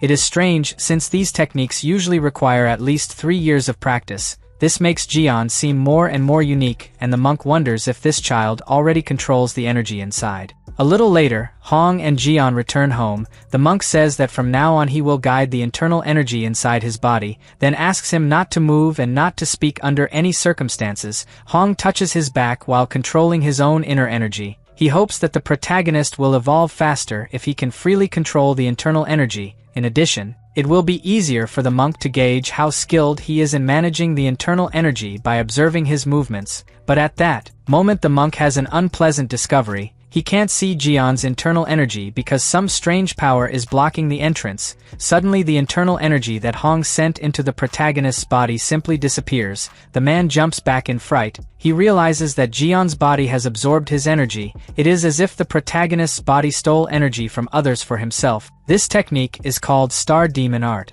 Some time later, Hong talks to someone that there is a large amount of internal energy stored in Jian. At first he thought he had learned some kind of demonic cultivation technique, but he showed no reaction even when he tried to consume his true energy. It's as if Jian doesn't know how to use his own internal energy. Mok replies that the protagonist really doesn't know how to use internal energy. The monk shouts in surprise, realizing that Mok didn't even teach the boy the basics. Mok listens to the monk speak while taking care of his crops. Hong questions how the protagonist doesn't know how to use his own internal energy if he knows how to meditate for more than half an hour and run up a slope carrying 2 buckets of water weighing at least 5 kilos. Mok takes a deep breath and replies that Jian has been following him for 7 years. Hong says that if that's true, maybe the boy is a genius. Mok says that Jian achieved success by mere coincidence. This is nothing more than Simsing. Simsing means that the energy follows naturally when the mind is calm. Mok believes that the protagonist is not aware of the energy, but she is still moving alone inside her body. Hong finds the conclusion of the facts very interesting. It is the answer to all the questions. The man also concludes that the Shaolin Temple is dumb for not noticing the value of this child during these 7 years. Mok asks what he is talking about. Hong says that everyone knows that the Shaolin Temple carries on its back the supreme being called Buddha, the invincible supreme being who always takes care of the temple. He thinks Jian is a gift from Buddha to Shaolin and now feels that there is no need to teach the theory of infinite harm to him. Mok watches the monk silently. The scene changes to a little later. Hong begins to teach some martial arts techniques to Jian. He begins by introducing Muriang's, which is the essence of infinite wisdom and is fully infused into his body. Jian imitates his steps. The man adds that at first glance it may seem ordinary, but it is a great spiritual teaching. The protagonist has difficulty reproducing all the movements. The monk decides to take a break, and the boy breathes a sigh of relief. Hong notices his effort and is sure that he is worthy of learning infinite wisdom. He feels that Jian will be greater than all monks if he learns all the teachings. Suddenly the protagonist interrupts his thoughts by asking if this is healthy. He remembers the monk saying that martial arts consist of training mind and body, but he doesn't feel that this infinite wisdom that Hong showed helps in this. Hong gets confused and asks what he means. The truth is that the monk knows that practicing infinite wisdom trains the body and mind, but Muriang's is a dangerous and difficult movement. He fears teaching this technique in depth and Jian fails. If you do something wrong, your body could be destroyed and your energy will be distorted, so it's better to start with infinite wisdom. The monk then asks what the protagonist thinks of this technique. Jian replies that it gives his perspective. It seemed that Hong was trying to hit someone right in front of him, so he doesn't think infinite wisdom looks like training. Hong replies that martial arts starts with the need to protect oneself, and that also includes attacking. Jian asks if it is really necessary and remembers that when his family traveled to some dangerous place, his father always hired a warrior to protect the carriage. Hong is surprised to realize that the boy does not feel the need to attack anyone, even to protect himself. He calmly explains that Jian can learn martial arts and not necessarily hit people. He can use the techniques for his own benefit. The protagonist replies that anyway he still thinks that this infinite wisdom is difficult. The monk agrees. To perform the technique you need to feel the flow of energy in at least 6 of the 12 main meridians and 2 of the 8 extraordinary meridians simultaneously. For now he will start teaching you how to circulate your energy step by step. Jian quickly cheers up and Hong notices his enthusiasm. He warns that tomorrow the new training will begin and Jian is released for today. The protagonist goes down the mountains reading a book about the meridians. He is focused on his studies, but suddenly stops when he feels a different sensation. Jian soon realizes that it is energy. He looks around looking for the person responsible and finds no one. The protagonist feels that the concentration of energy is getting thicker and thicker and starts looking for the person, but he is surprised when he realizes that it is not a person. In fact, the energy comes from a huge tree. Jian runs to it and notices some plants that have grown around. He notes that the tree releases several times more energy than what he consumes during daily training. At that moment the boy takes a deep breath and absorbs that energy. He says that now he can stop by when he goes to see Master Hong. A week later, Jian arrives for another training. Hong realizes that it's been more than a week and the boy still hasn't gotten the hang of it. He then complains that Jian doesn't have any progress. The protagonist replies that when he practiced meditation with Master Mok his energy flowed smoothly, but he can't do the same when he tries alone. Hong understands that Jian's energy follows your heart's desire, and forcing it will only make things worse. The protagonist tries to focus on meditation, but the monk intervenes saying that he will test a different method of training, called footwork. It is the movement that allows you to position yourself more advantageously than your opponent. The master makes a demonstration and says that just try not to be hit. In the Shaolin temple the footwork taught to novice disciples is called Nahanbo. The protagonist imitates the master's steps. Hong explains that the movements need to confuse the opponent. This means that he needs to move without seeming to be moving.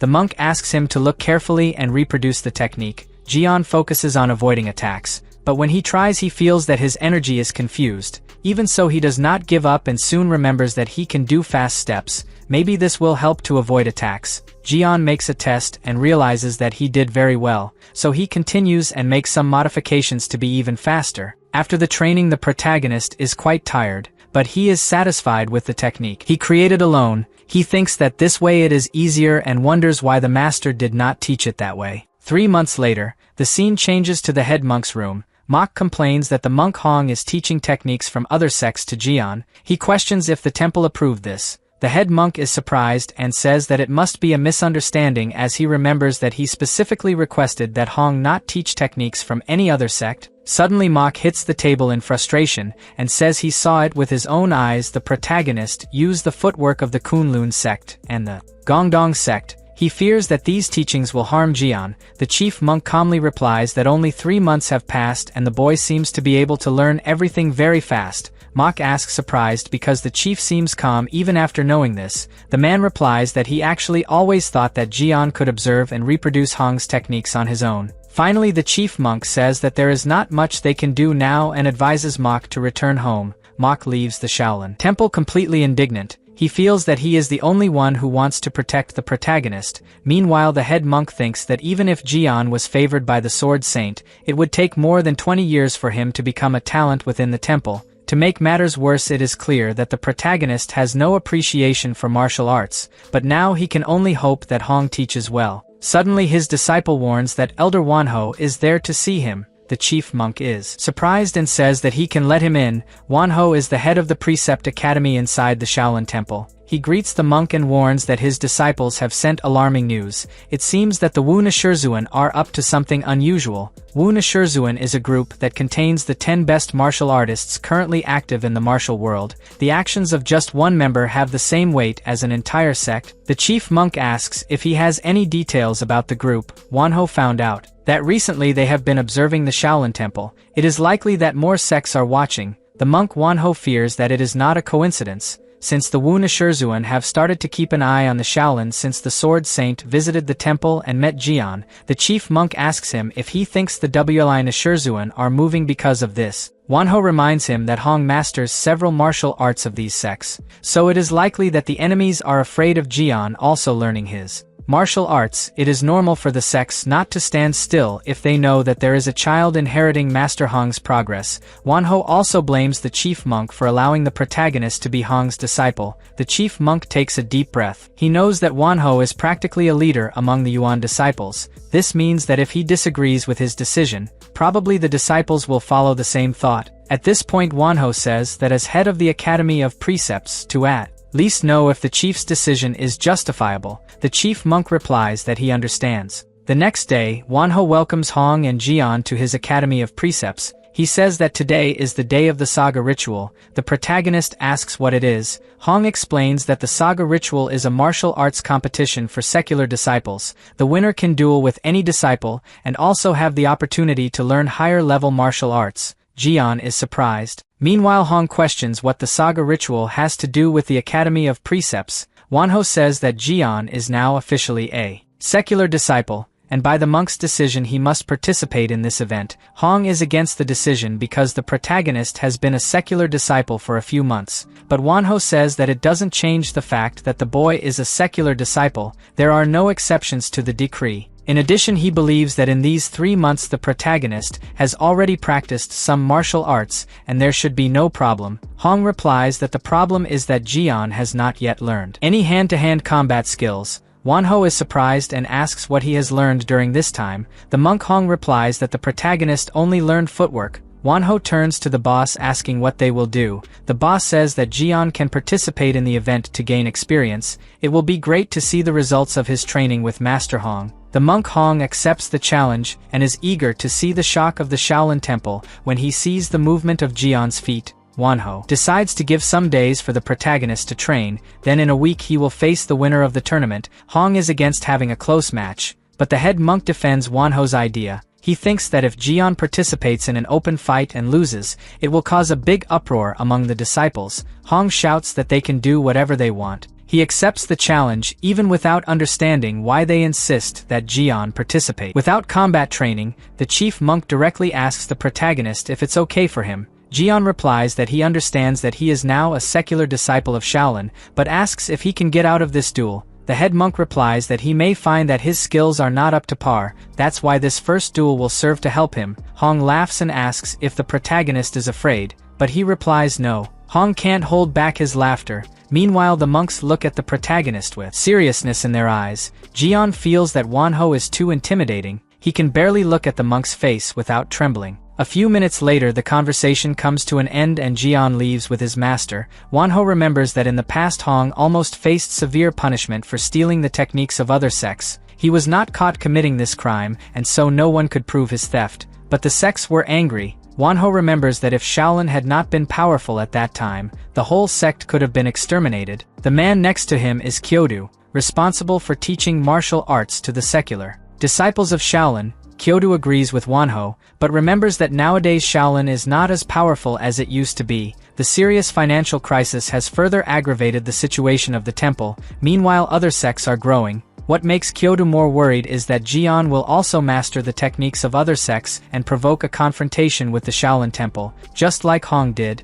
Wanho says that if this happens again, it will be difficult for Shaolin to recover this time. Kyoto replies that he has a plan for this not to happen. He is the judge of this secular disciple tournament. Then if he sees Jian using martial arts from another school, he will take care of it immediately before Hong can intervene. Wanho thinks that even if something dangerous happens, even Hong will be powerless to stop him, so it's better to solve it while there is still a chance. Kyoto agrees and says he will take care of it. Wanho knows that plotting against other monks is an unforgivable sin, but he also knows that the temple will not be able to recover from a confrontation with other sects, so he is willing to take the consequences to protect Shaolin. The next day arrives. Hong has already taught how to avoid attacks, but he has not taught how to dominate his opponent. He explains to the protagonist that the boy can win the fight by dodging, so he will explain how to do it today. Jian gets excited. The monk begins the demonstration while explaining that what he is doing now is the first technique of the Shaolin Fist,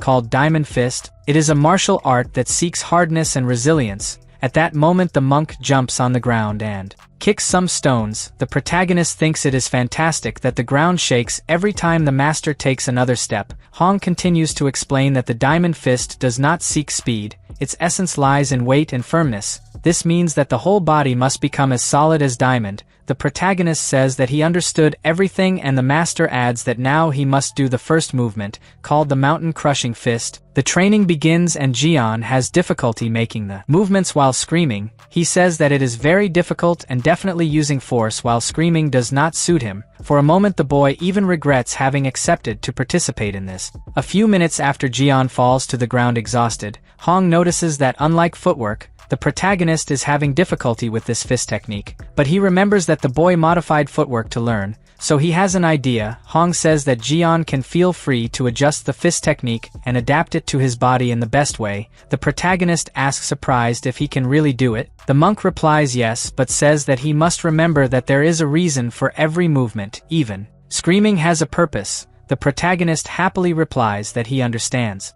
After that Hong leaves him alone to do his own training. Jian makes the first attacks with his fist while screaming. He follows the master's instructions because screaming strengthens his core and consequently his clenched fists also gain more power. So this part the protagonist has not changed from the original training. What he intends to adapt is the landing on the ground. Whenever he presses the ground with his feet, his center of gravity is directed forward instantly. At that moment the protagonist makes an attack sequence, focusing on where he has the most problems. The monk observes through the door the boy's effort, then realizes that Jian really concentrates better when he is alone. Meanwhile the protagonist seems to have identified what he can modify in training. He noticed that his center of gravity shifts forward more efficiently when he attacks. This means that all the strength of his body gathers in one place. The protagonist comes to the conclusion that it is just a method to punch harder, so he decides not to follow the master's movements because he believes that concentrating his weight on the punch is enough. Some time later Hong finally wakes up. He dozed off while the protagonist trained alone.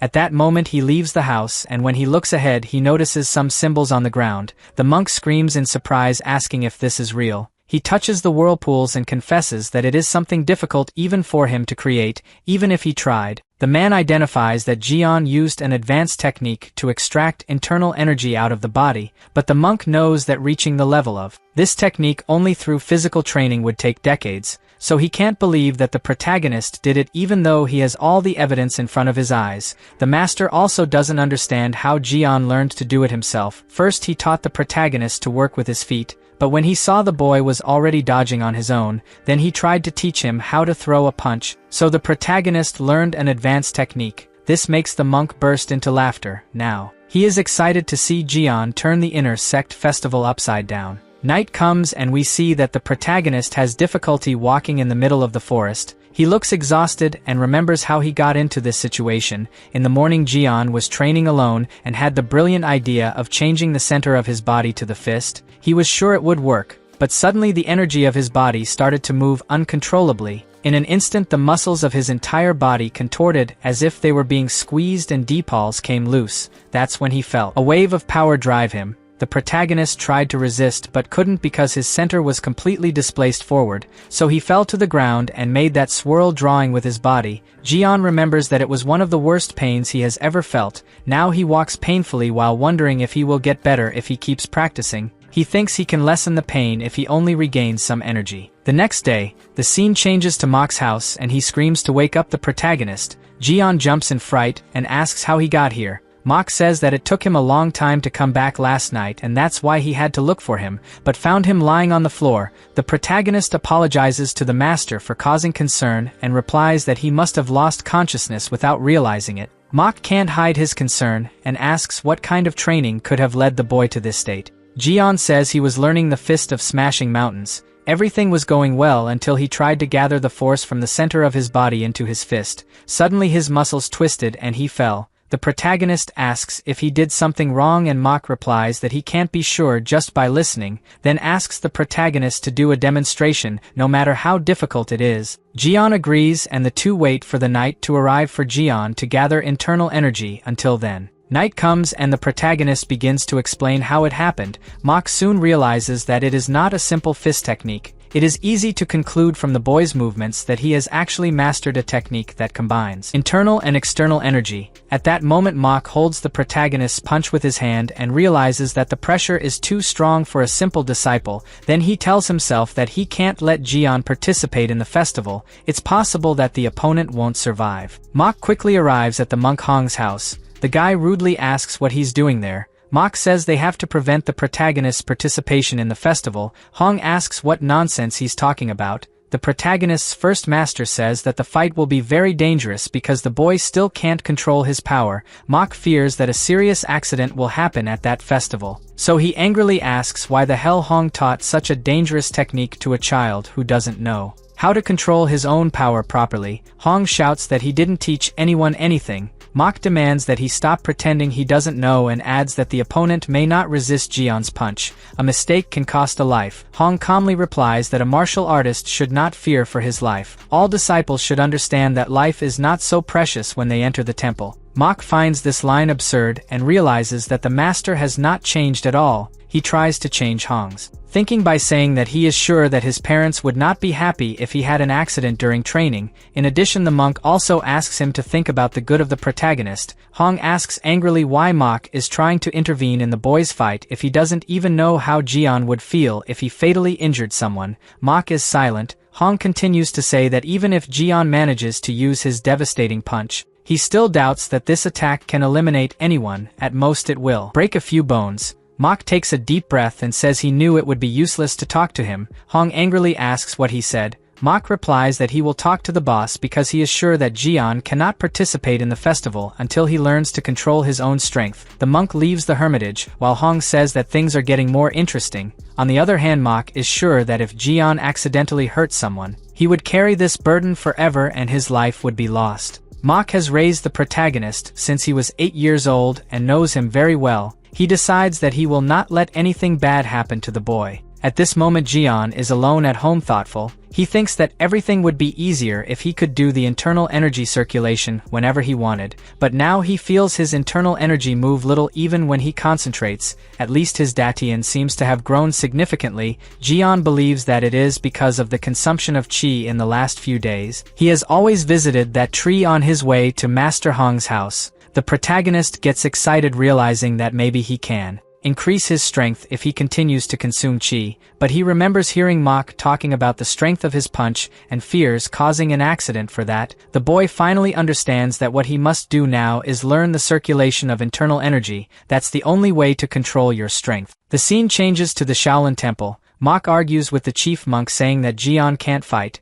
The chief asks if he has to talk about this matter at this time. Mok gets annoyed and asks when he should talk about the situation. The head monk turns his back by saying that this is not something he can decide on his own. First he will have to ask the opinion of Hong and the disciplinary cabinet. Mok makes it clear that if he lets Jian participate in the festival, the other child will get hurt, so he asks if it's okay for the boss to let this happen. The chief monk replies that he will be watching the battle along with other elders. The temple will be able to cope even if an unexpected accident occurs, and if things get really critical, just take a great refinement pill. Mok is incredulous, noticing how the boss doesn't seem to really care about a possible accident among children. The chief monk says that he understands her concern, but trusts the martial arts training being conducted by Master Hong. Mok tries make him change his mind, but the boss accuses him of throwing a tantrum like a child. Mok says he will wait until a martial arts competition, but if there is no progress by then, he will prevent the protagonist from participating. The chief monk replies that everything is fine and adds that he will also think of a solution.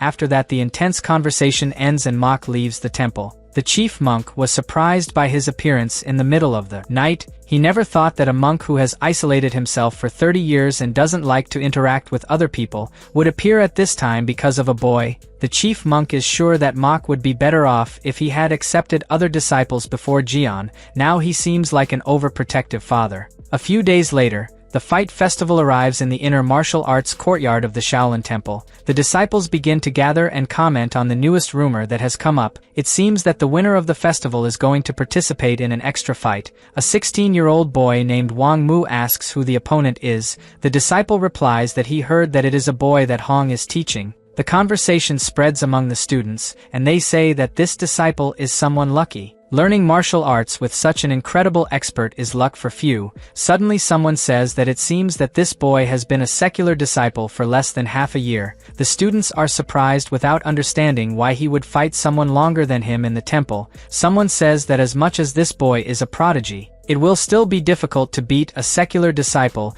who has been in the temple for at least 5 years. Wang is silent, listening to the conversation. At that moment, the subject changes and someone says that he heard rumors about Mu Jin Sahu having returned. He has a great reputation in the martial world for subduing many evildoers during his journey to the martial world. The disciples say that they want to be like Mu Jin Sahu. They would be satisfied just by being in the same place. One of the disciples remembers that out of everyone here, only Wang could have the chance to meet Mu Jin. Since he is the best among them, someone comments that even Wang would have a hard time defeating Mu Jin. This annoys the big guy and he tries to restrain himself. The conversation continues between the secular disciples. They say that they cannot compare to the official disciple of the Shaolin temple. So to advance you have to at least win today's festival. At that moment Wang says that he will destroy all the disciples and win the extra fight, then warns that everyone in this place is weak and is participating just for participating. The disciples look at him with wide eyes.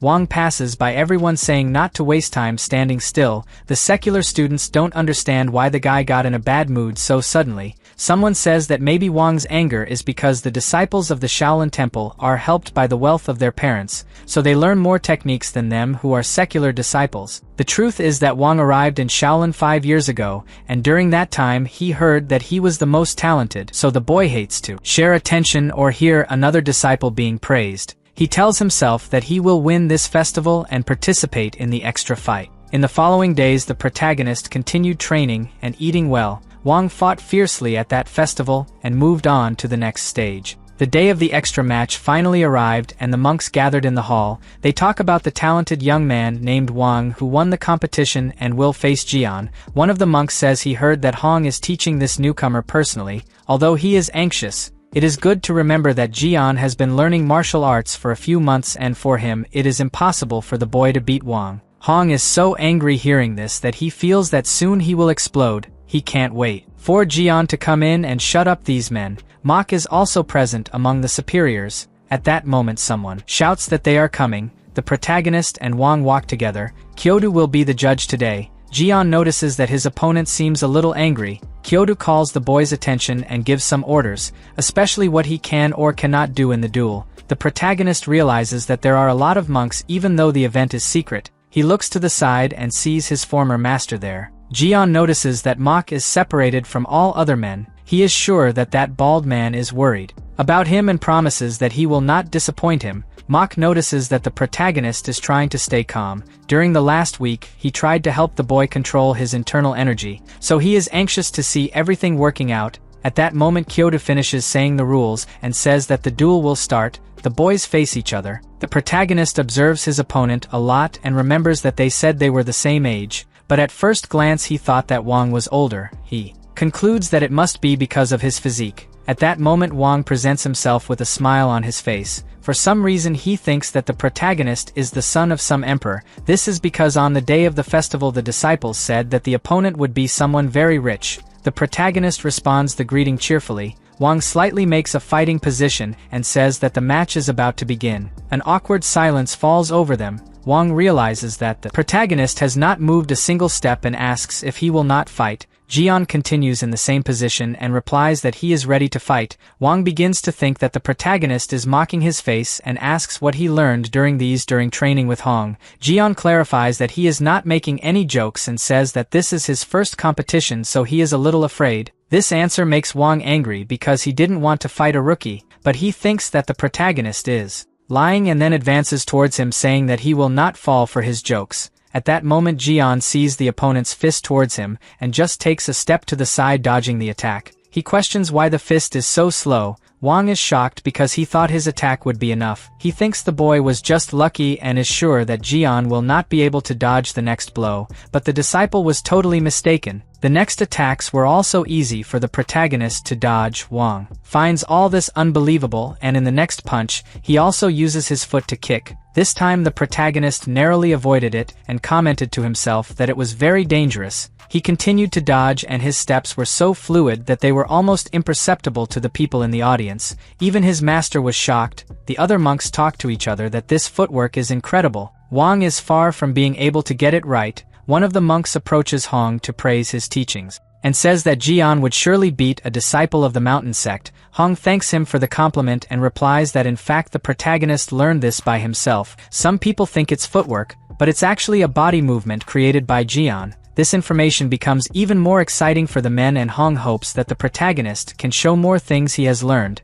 Wanho and the chief monk are also paying attention. On the other hand, Wang wonders what's wrong and why he can't hit Jian. From the beginning he knew that the protagonist would not be an easy person because he was trained by Hong, but he also didn't think he would be so difficult since the boy has been training for a few months. He then starts calling the protagonist a coward. Jian replies that he is just dodging. After all, he can't stand still waiting to be hit. Wang doubts that he will continue to avoid the attack for much longer. The boy makes the decision that from now on he will use the footwork he recently learned to defeat this opponent. At the same moment Wang advances towards the protagonist ready to use his secret technique. Jian is surprised because now he can't assume where the boy is going to attack. He is too fast. The monks also notice the protagonist's confusion and say that this time he is being pressured. At that moment Wang finally finds an opening and reappears behind Jian ready to throw a punch. He concentrates and then attacks, but the protagonist already expected this blow and again dodged, shocking the monks in the audience and Wang himself. Jian says that this was close.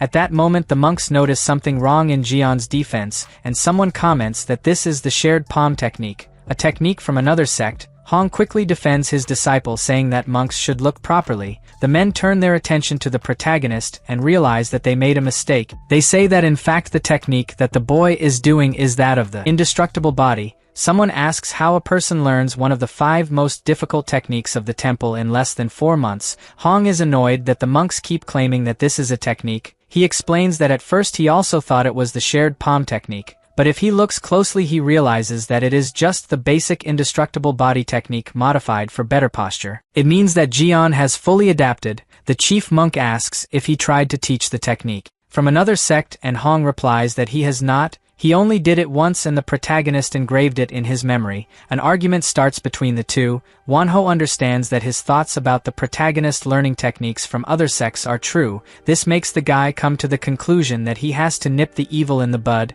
Meanwhile, back to the duel. Wang is angry for not hitting any blows and also for the protagonist not attacking. He tells the boy to stop running away and act like a man, but Jian doesn't feel like hitting anyone. Wang keeps complaining about the boy simply not fighting, and Mok knows that Jian doesn't want to be reckless. At that moment Wang loses his patience and runs at high speed to his opponent. He prepares a precise blow and says that the fight will end now. For a moment the protagonist thinks that the best alternative is to stand still and be hit by that punch, because otherwise the fight will continue and there will be no winner. But at the last moment Jian's body acts instinctively and he dodges the attack, then takes Wang's right arm and then his left arm. He crosses both arms and the guy doesn't understand anything of what's happening. He thought the protagonist was going to do a super counterattack, but he actually didn't do anything, which annoys Wang even more because he thinks the protagonist is mocking his face. He runs back towards Jian and yells that he's going to finish him off. The protagonist sees that this time, the guy looks uncontrollably angry.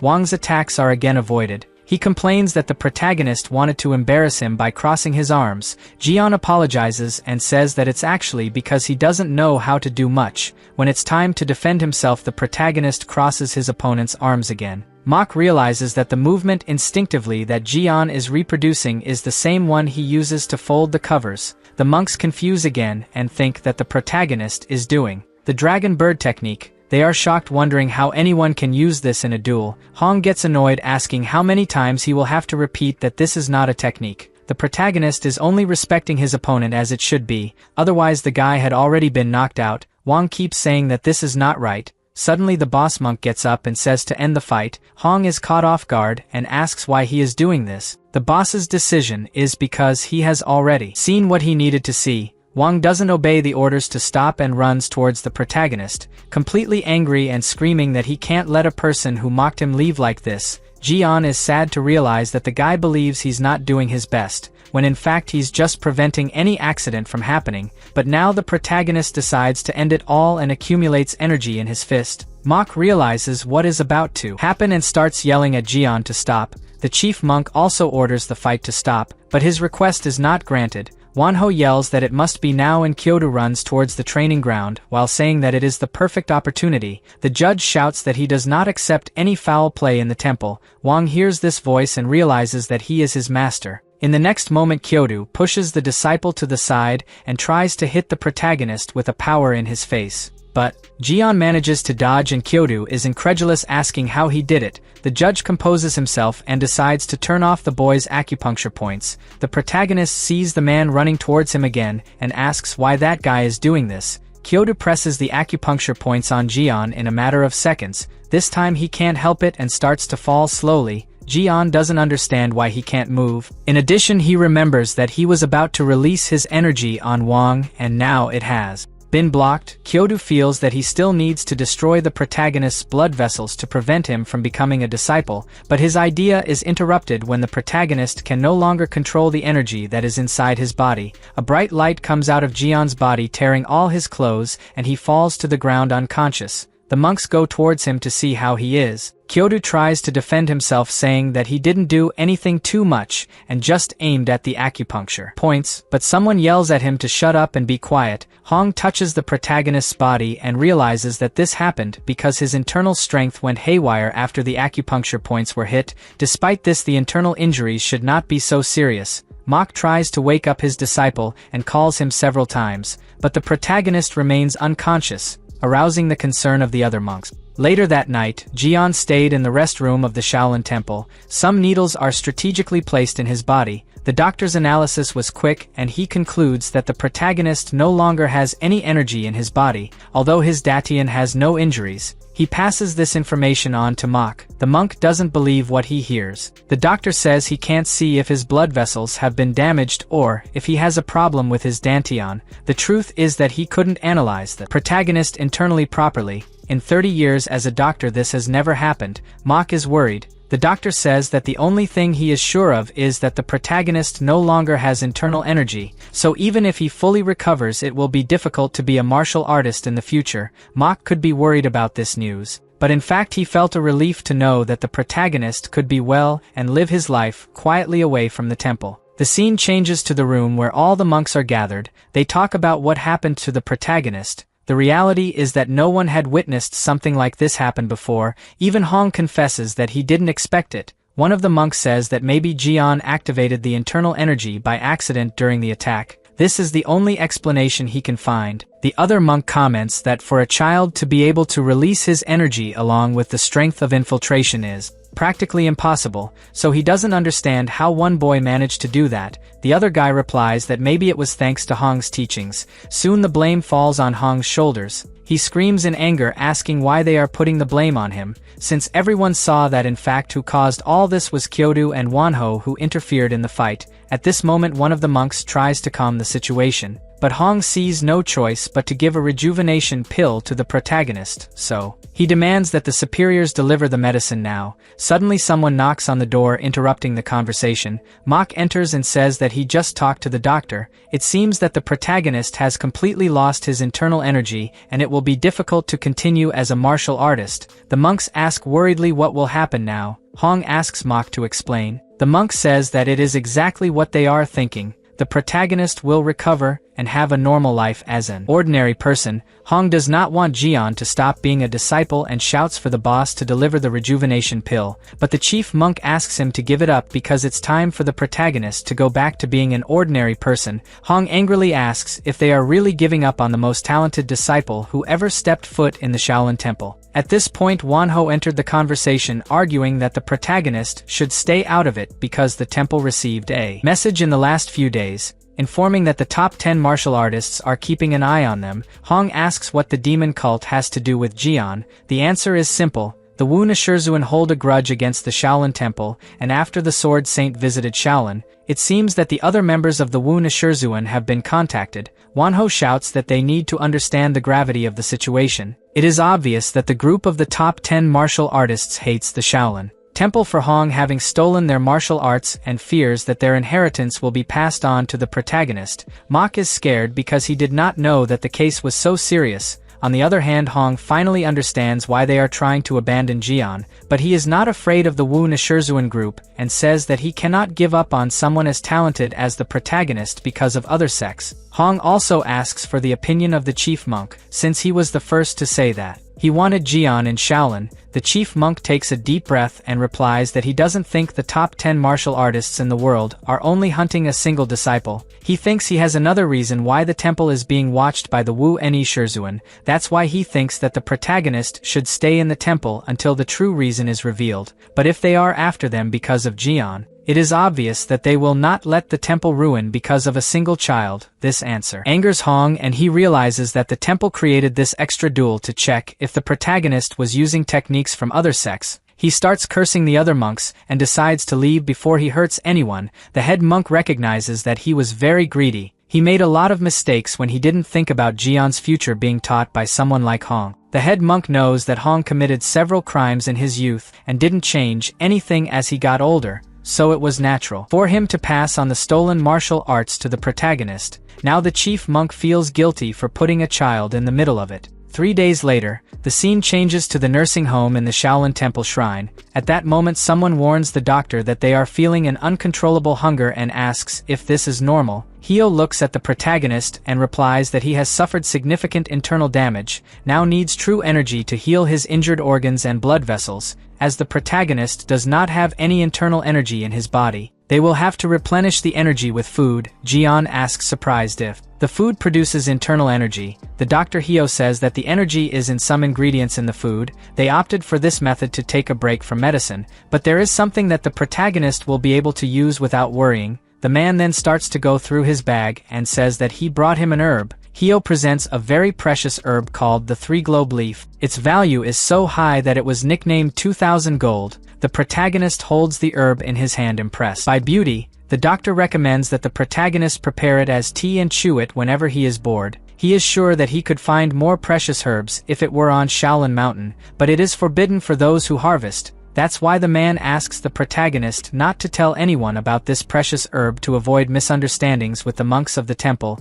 Jian agrees to keep secret. Hyo then says goodbye to his patient and says not to forget to take the medicine at the right time. The doctor chose an herb that has a strong concentration of yang energy to help the protagonist regain his internal energy back, but the protagonist totally ignored the instructions on boiling and drying the herb. He ate the plant without even washing it. Jian is surprised by a sweet taste, and when looking closer he has a familiar feeling of having seen this herb before. Outside, the Dr. Hyo meets the monk Mok, who anxiously asks how the protagonist is. Hyo, unfortunately there is not such good news. Jian's progress is good for a normal person, but he has no internal energy. The doctor thinks that the chi is not flowing because his blood vessels are blocked or damaged. Mok gets angry and asks how the doctor still doesn't know why Jian's internal energy is gone. Hyo replies that the boy's body is complex, and even though the meridians are healed, there is nothing he can do. He believes that the protagonist will be cured if he drinks some elixir. Mach realizes that he needs the rejuvenation pill.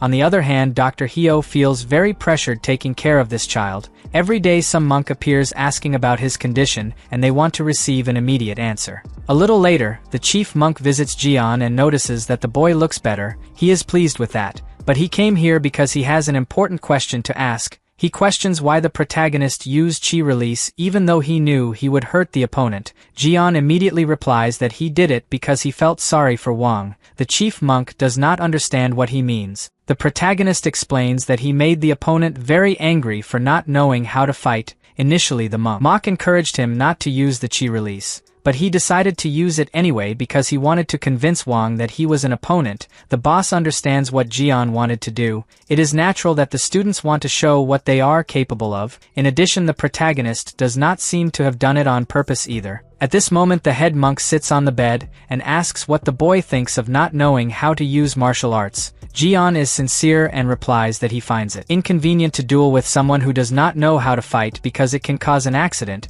but he doesn't mind not knowing how to use martial arts. In fact, he just accepted to be a disciple hoping that time would pass faster and he could return home. The boss says that now he can't use martial arts anymore and asks how he feels about it. Jian happily says that he is relieved because being a disciple was never his dream. The monk realizes that this child is really different. Many disciples had accidents and needed the elixir, so they murdered and betrayed people for it, but the protagonist easily accepted his fate. The boss thinks that if everyone thought like this child, at least there would be no useless sacrifices. At that moment the head monk tells the protagonist that he can stay in the temple as long as he wants even if he can no longer use martial arts. Jian thanks him but says he wants to go back to Mach's house. The boss remembers that the doctor recommended staying a few months to recover. The protagonist replies that he prefers to stay with Mach. The monk then says that he can be at ease. Now the man understands why Mach does everything for the protagonist. They have a true father-son relationship.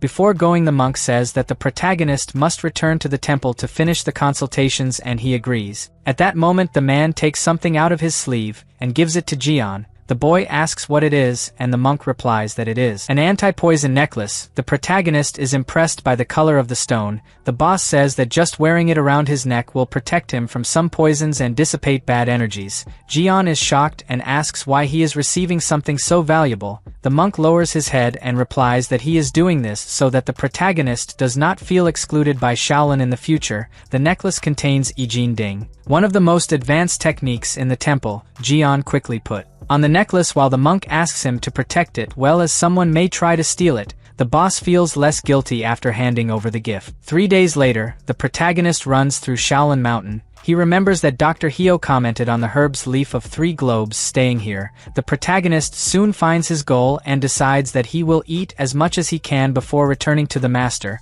At that moment he approaches that tree that has an absurd amount of energy and looks at the herbs that the doctor talked about. Jian finds other herbs as well, but out of concern decides to eat only the one the doctor recommended. He begins to harvest the herbs and puts everything in his mouth. A few hours later the night comes and the protagonist is already at home with Mach. They talk about Jian coming home. The protagonist says he decided to return because he finds it more comfortable here and the doctor said he was better. Mach replies that he also thinks Jian is fine and asks what is that green in his mouth. It seems that the boy forgot to clean his mouth after devouring the herbs. He replies that he ate the herbs that the doctor gave. Mach says he understands and adds that it is time to sleep. The candle light is turned off and the two lie down. The protagonist brought some herbs leaf from 3 hidden globes and started eating under the covers. The boy feels his body heat up whenever he eats this plant. He is sure that his Datian will be rebuilt by this heat. The next day the protagonist ran to the mountain almost on fire.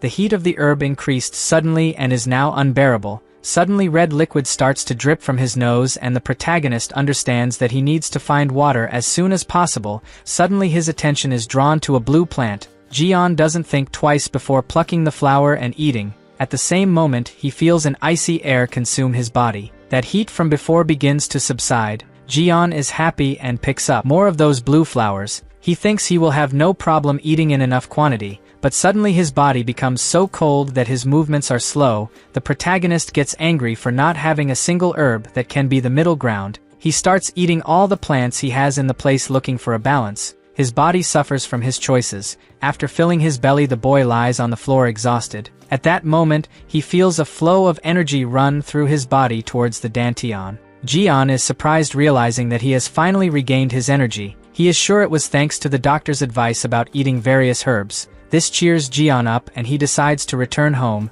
The protagonist goes down the mountain while complaining about his body being hot. He soon finds Mok and apologizes for the delay. The monk tells him to run calmly because he is not yet fully recovered. Suddenly the man notices the different color on the protagonist's face and asks what happened. Jian touches his face confused without understanding the master's question. The protagonist's breath almost ends with the monk. Mok covers his nose and says that this smells like poison. Jian blows his hand and then smells it. He realizes that it is really poison and tells that he ate some herbs that he stands behind the elm tree towards Master Hong's house. Mok remembers the huge tree where Hong grows his poisonous plants and asks worriedly what the protagonist ate there. Jian replies that some herbs leave 3 globes. The master asks angrily why he ate it without asking anyone before. The boy replies that he ate it because the doctor said it would be good for his body. Mok is frozen in place. He remembers that it was this herb that left him in this state, but he will not allow the protagonist to end up like this either. He is sure that Hong is involved. Jian tries to say that Hong has nothing to do with it. Mok is surprised. The protagonist adds that it was thanks to the herbs that his internal energy returned. The monk looks startled. A little later Jian reports everything he did. Mok says that there are many poisonous herbs in that place, so from tomorrow he doesn't want the boy to go there, or go near Hong's house. Jian is silent and the master calms down. He says that he is happy that his internal energy has returned, now that his body is healed. It's easier to absorb energy. Mok realizes the anti-venom collar and asks surprised where he found it. The protagonist replies that it was the chief monk who gave it to him. Mok says that it was thanks to the necklace that he was fine after eating the poison herb, but warns that to use it correctly you need to hold it in your mouth. Jian replies that he knows. Meanwhile Mok wonders why the chief monk gave something like this. He remembers that the cultivation of internal energy using yang herbs and yin poison herbs are only used in sects that practice poisonous martial arts. He wonders what the chief monk could be up to. Suddenly an idea comes into his head, and he suspects that the chief wants to teach forbidden arts to the protagonists. At that moment Jian finally feels his body refresh. Thanks to the anti-poison stone, Mok still remembers what happened when he was Hong's disciple and was encouraged to eat poisonous herbs. Since that day he has never recovered. He hopes that Jian does not go through this, but assumes that they are trying to teach a forbidden technique to the protagonist so that he can defend the Shaolin temple in case he is attacked. He is determined not to let this happen, so he seriously tells the protagonist that he does not want him to learn martial arts. Jian looks at the man curiously. Mok explains that he has a much greater potential than he seems. Because of this many people will try to use him. The protagonist spits out the anti-poison stone and says that he made a promise to study martial arts when he became a disciple. The master replies that he does not have to fulfill that promise. Mok decides to tell the truth right away and warns that Jian learned techniques from other sects with Hong. If people from other sects see this there may be a problem. The protagonist screams in fright. He remembers that the only martial arts he learned correctly were the one-step fist and the iron palm.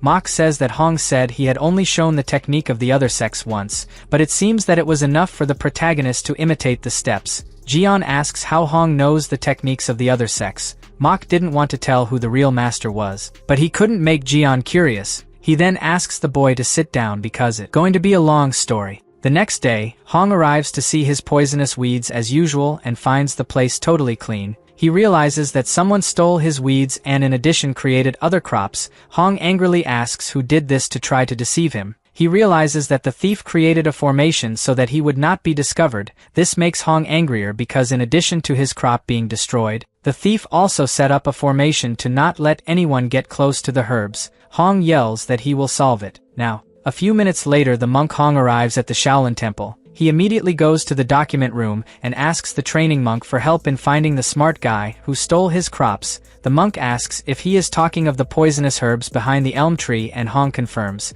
The guy is surprised that someone has the courage to do this with his plants. Hong says to stop small talk and go after the thief now before he runs away. The monk points to the amount of scrolls on the table and says, he is too busy to solve his problems. Hong is surprised by the amount of documents and asks if anything happened. The monk replies that it is all the information about Naship. Hong can't believe that that damn thing is getting in the way even now. The monk apologizes and says he can't get out of here. Hong keeps begging to make an exception. The man then asks if a foreigner wouldn't do. Hong is confused. The monk explains that one of his friends with whom he used to exchange formations is staying in the guest room now. He got bored after retiring, and it is possible that he will go to his elm tree to see what happened. Hong is afraid to trust this foreigner because there may be rumors that someone has entered Shaolin territory and set up a formation. The monk says that he doesn't need to worry about it because he is a reliable guy. He is that guy from the Jugal family. Hong overhears this and asks surprised if he is talking about Lip Jugal. The monk replies in the affirmative. Hong runs off before he finishes speaking.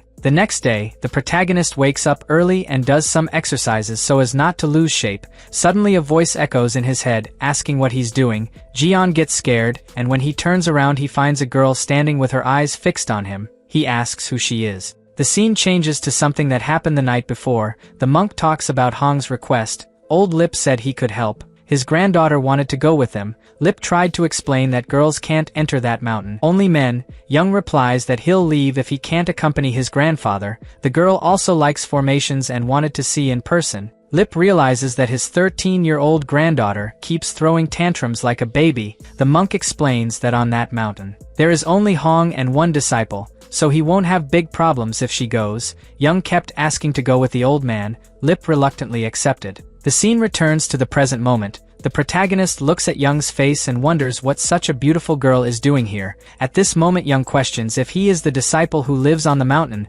Lip scolds his granddaughter for getting in the way of Jian's training, then approaches the protagonist calling him master and asking for forgiveness. Jian replies that he is not a master. Mok greets Lip and asks what brings him here. The old man replies that he is on his way to Hong's house. Mok notices the clothes and assumes that this man is someone very important. He decides to ask who the old man is. Lip introduces himself and says that he heard that he has a training nearby. Then he came to take a look. Mok is surprised and wonders what this training is. Lip says that he no longer works in the area and left everything to his son, but he still feels curious when he hears about training. He adds that he is going to Hong to find out the details. Mok thinks it is very suspicious to set up a formation in the middle of Shaolin Mountain. He decides to guide Lip to Hong's house to find out who is behind it. At that moment Young starts pulling his grandfather and saying that he wants to play with Jian. Lip replies that it is not appropriate to ask a monk in training to play. Mok says that the protagonist is not a monk. He is just a child that he is taking care of. Lip confesses that he is afraid of getting in the way,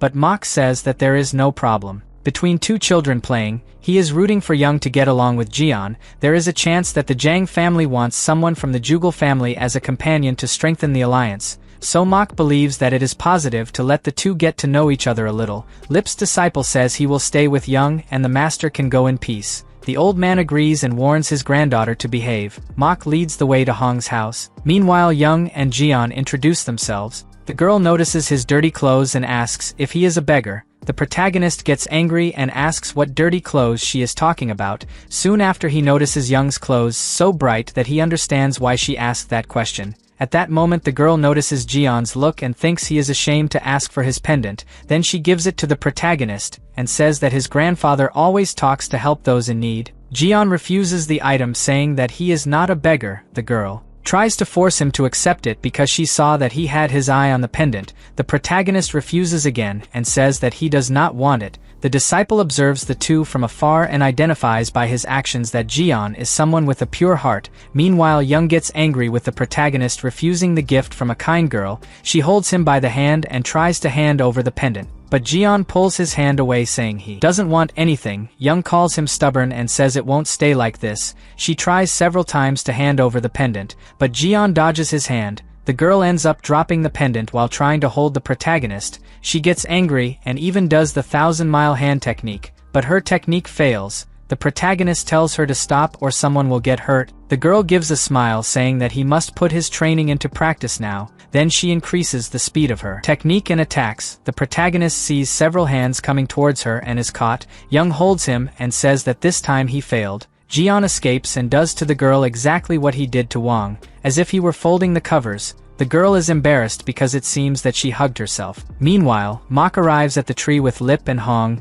Lip says he can feel the huge pressure of the place. Hong says that he has come across other formations before, but this one is completely different. The formation is so strong that he can barely breathe when he is here. Lip has the same feeling and says that the place is so stuffy that it is as if his body is trapped in a box. It's all very interesting, and he wanted to see the face of whoever created this formation. Mok stays behind. Listening to the conversation, Hong asks the old man to destroy the formation so that they can find the trace of whoever did it. Lip replies that he will do it now. Suddenly Mok feels a sense of familiarity. A few minutes pass and Lip can't find anything. Even after using all 64 hexagrams and 384 lines, nothing has been discovered. Lip says that he feels confused by the lines that appear, so he will have to examine the surroundings near the tree. Hong complains that this will take too long. Mok begins to think that the protagonist has to do with it, since he came to eat the poisonous plants. Maybe the boy caused trouble without even knowing it,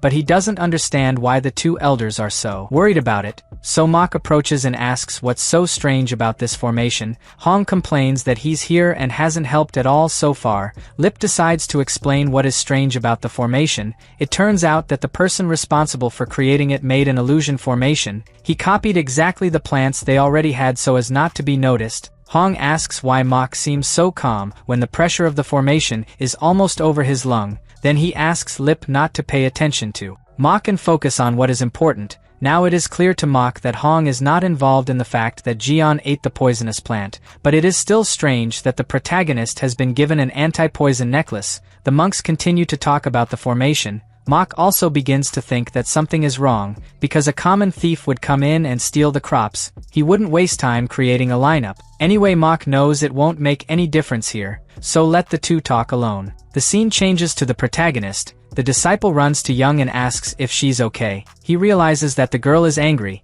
but he also knows that it's her fault for attacking first. In fact, she's great for those who tried to attack a disciple of the Shaolin temple and left without any injuries. At that moment, Young says that he doesn't want to stay here anymore. However, the disciple reminds her that Lip told them to wait in that place. She screams, asking if they will stay there even if she has been humiliated. The disciple replies that no one likes to be called a beggar. The girl understands that she really made a mistake and says that this time she will let it all go. The protagonist is relieved that she has calmed down. Even the disciple calms down. Young says he wants to know a little more about him and asks his age. The protagonist replies that he is 15 years old. The girl does not believe that he is older than her. Jian asks how old she is and Young thinks about lying by saying that he is 17 years old, but ends up confessing his real age. The protagonist is surprised that she is 13 years old and says that he will be her older brother. Young refuses to call him that and adds that he will buy something very tasty in the city if he calls her his big sister. The girl definitely can't lose. The protagonist wants to accept it, but he knows it's getting late and shouldn't eat nonsense now. Plus he can't leave here. Young calls him boring and asks when he can go. Jian replies that he can only come home in 3 years. The girl is surprised and asks where his house is. He replies that he is in Shaanxi province. Young recognizes the place and says that he lives in Hubei province. The scene changes for the old men who so far have not found any clues. Hong gets angry and says that the rumors about the Jugal family being the best in formations must be a lie. Lip replies that maybe this is not even a formation. At that moment he walks through the plantations and shows that nothing happens. Hong realizes that he has been wrong all this time. He gets angry and asks who made this prank. Lip replies that it's better to investigate further because he still has some doubts, but he'll leave it for tomorrow. A few minutes later the protagonist says goodbye to Young. The girl grimaces before leaving. Mok tells Jian that he realized that he enjoyed the girl's company. Maybe it would be better to go back to town. The protagonist asks if he forgot that there are still 3 years to go, but confesses that he really enjoyed Young's company. Mok says he understands and asks Jian to sweep the yard before entering the house. The protagonist agrees and looks towards Young smiling. It was the first time in 7 years that he interacted with another child like this. Jian is so happy that he intends to ask his parents for a sister when he returns home. One like Young, he hopes to find her in the future. On the way back to the temple, Young asks his grandfather what is the problem with his 1,000-mile hand technique. He replies that none and asks if anything happened. The girl replies that she fought that disciple and lost to him. The old man does not believe that Young accepted defeat. She says that she needs to learn another technique to have her rematch. But Lip says that this technique is recognized even by the Taoists as one of the greatest masterpieces. So if she couldn't win, there's nothing to do. Young sadly replies that the technique that Jian used seemed much better. The old man is curious to know what kind of technique it could be. The disciple says that he thinks it's the dragon's claw. It was actually a little different from the traditional dragon claw technique. It was apparently modified. Lip then assumes that the protagonist used internal energy to enhance the technique, while Young still doesn't know how to infuse internal energy into the technique itself. The disciple says that from what he saw, it seemed that the boy also didn't know how to use internal energy. Lip is surprised. He warns his granddaughter that she can train today because he will come back tomorrow to finish the job, so she can call the protagonist for a rematch. Young is anxious. The next day arrives. Mok takes care of his crops while the protagonist cleans the yard. He notices that the boy is very smiling today and has an idea. The monk asks why the protagonist won't see the girl. Jian is a little embarrassed, and he says that he even asked Master Hong if that child would come again today, but he replied that he didn't know. Mok worries because the protagonist can't go around talking to other people now that he's regained his inner energy. It's dangerous that they try to make him become a disciple again. The protagonist asks if he should hide this secret forever, and the monk advises him to hide it at least until he recovers.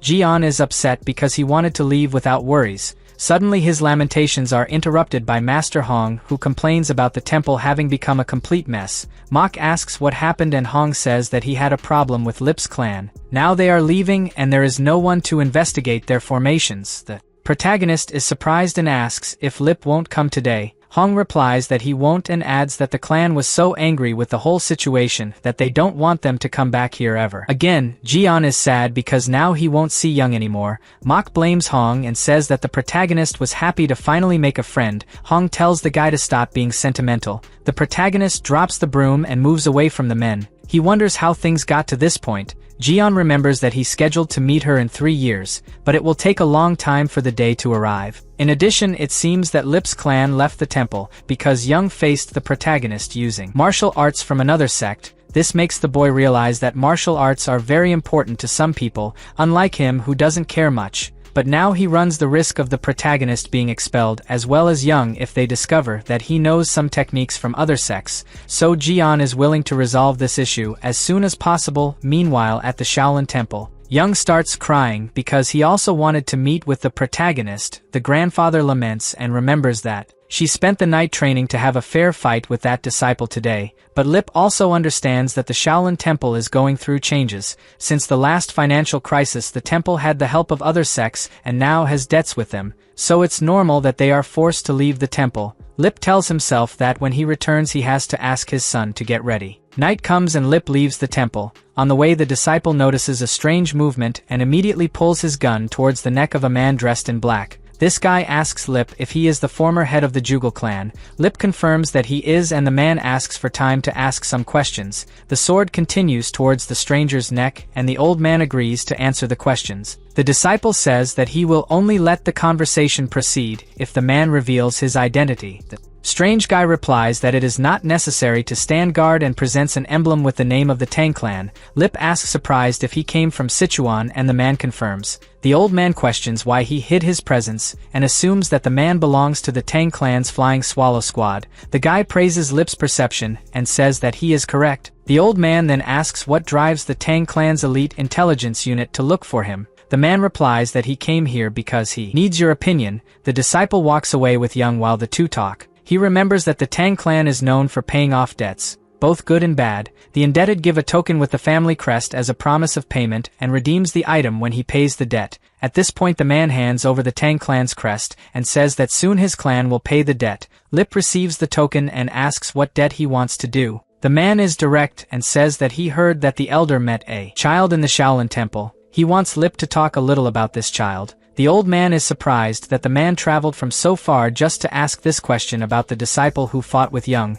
It seems that Tang's main squad is focused. The old man then says that he wouldn't normally pass these information, but is willing to have a friendly conversation and asks what the clan wants to know. The man asks if Lip witnessed the boy using any technique of his sect. The old man replies that he only heard that the protagonist used the dragon's claw technique. The man says that he received some information about this child, not knowing how to cultivate, and asks if he knows anything. Lip replies that he thinks Jian really has no internal energy. The man then comes to the conclusion that the Shaolin Temple invited Lip here to let everyone know that the protagonist has no internal energy. The old man was offended because the guy basically assumed that he was the one who spread the rumors. The Tang clan member says he has one last question to ask and asks if the elder thinks the protagonist inherited the legacy of Grandmaster Hong. Lip realizes that this is the question the guy wanted to ask from the beginning and decides to use the Tang clan to get answers on this matter as well. He then replies that he spent little time in the Shaolin Temple and couldn't confirm it. The man thanks him for all the answers.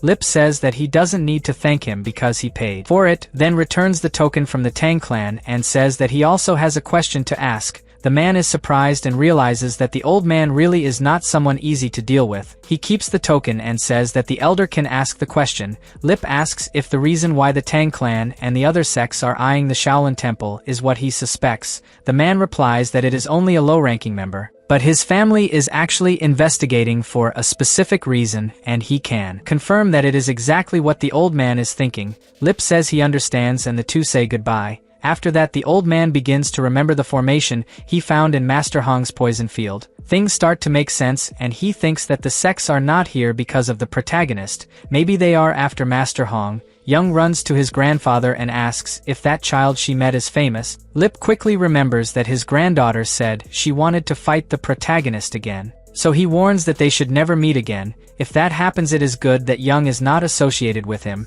since the protagonist will probably join a clan in the future and could be dangerous. Young tries to argue, but the grandfather says that this is not a request, so she has no choice. The girl lowers her head sadly and the old man says that they must go now. This decision was not easy for Lip either. But now that she found out that the Tang clan and even the top 10 martial artists are interested in this brat, the best thing to do is to break off the friendship. A few days later, Mok finds the protagonist sitting alone and asks what happened. Jian replies that he made the monks of the Shaolin Temple angry because he learned techniques from another sect. Mok says that he should not worry because in 3 years he will return home. Now he just has to focus on his parents who are waiting for his return. The protagonist replies that he feels like he's a criminal. He can't help but be sad even though he knows that Hong didn't teach those techniques intentionally. Mok is surprised because this is the first time the protagonist has expressed his feelings. He asks what the boy thinks of doing now. Jian seriously replies that he wants to learn martial arts again.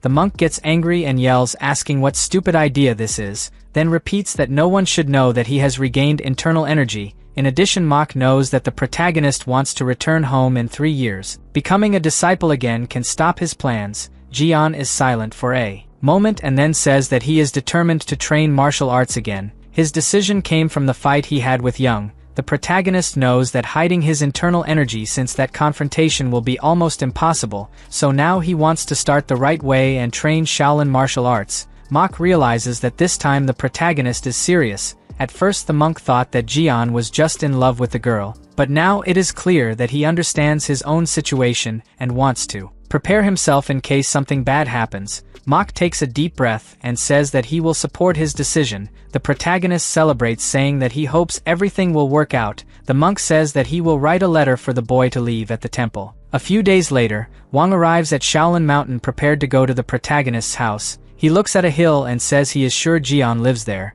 so he will sort things out today. Wang starts walking towards the destination and a short time later stops tired. He didn't expect the road to be so bad. Now he gets angrier because he can't wait to finish off the boy who used strange moves. He thinks that the protagonist only fought well because he was taught by Master Hong. Anyway, Wang feels more confident because he heard that Jian was out of energy and unable to fight after that incident, so he hopes to face him without any monks around this time. Suddenly the boy hears the sound of footsteps and, when he looks, he finds the protagonist walking calmly. He is frozen in place while Jian uses his light steps to walk fast. It even seems that he is floating. The protagonist has returned to normal training and feels better than ever. His goal today is to absorb as much IQ as he can. At that moment Jian remembers Young and says that his decision was because of her. He wants to learn martial arts properly and return home to find her, just as he promised. The boy even smiles remembering Young. At that moment his attention is drawn to a scream.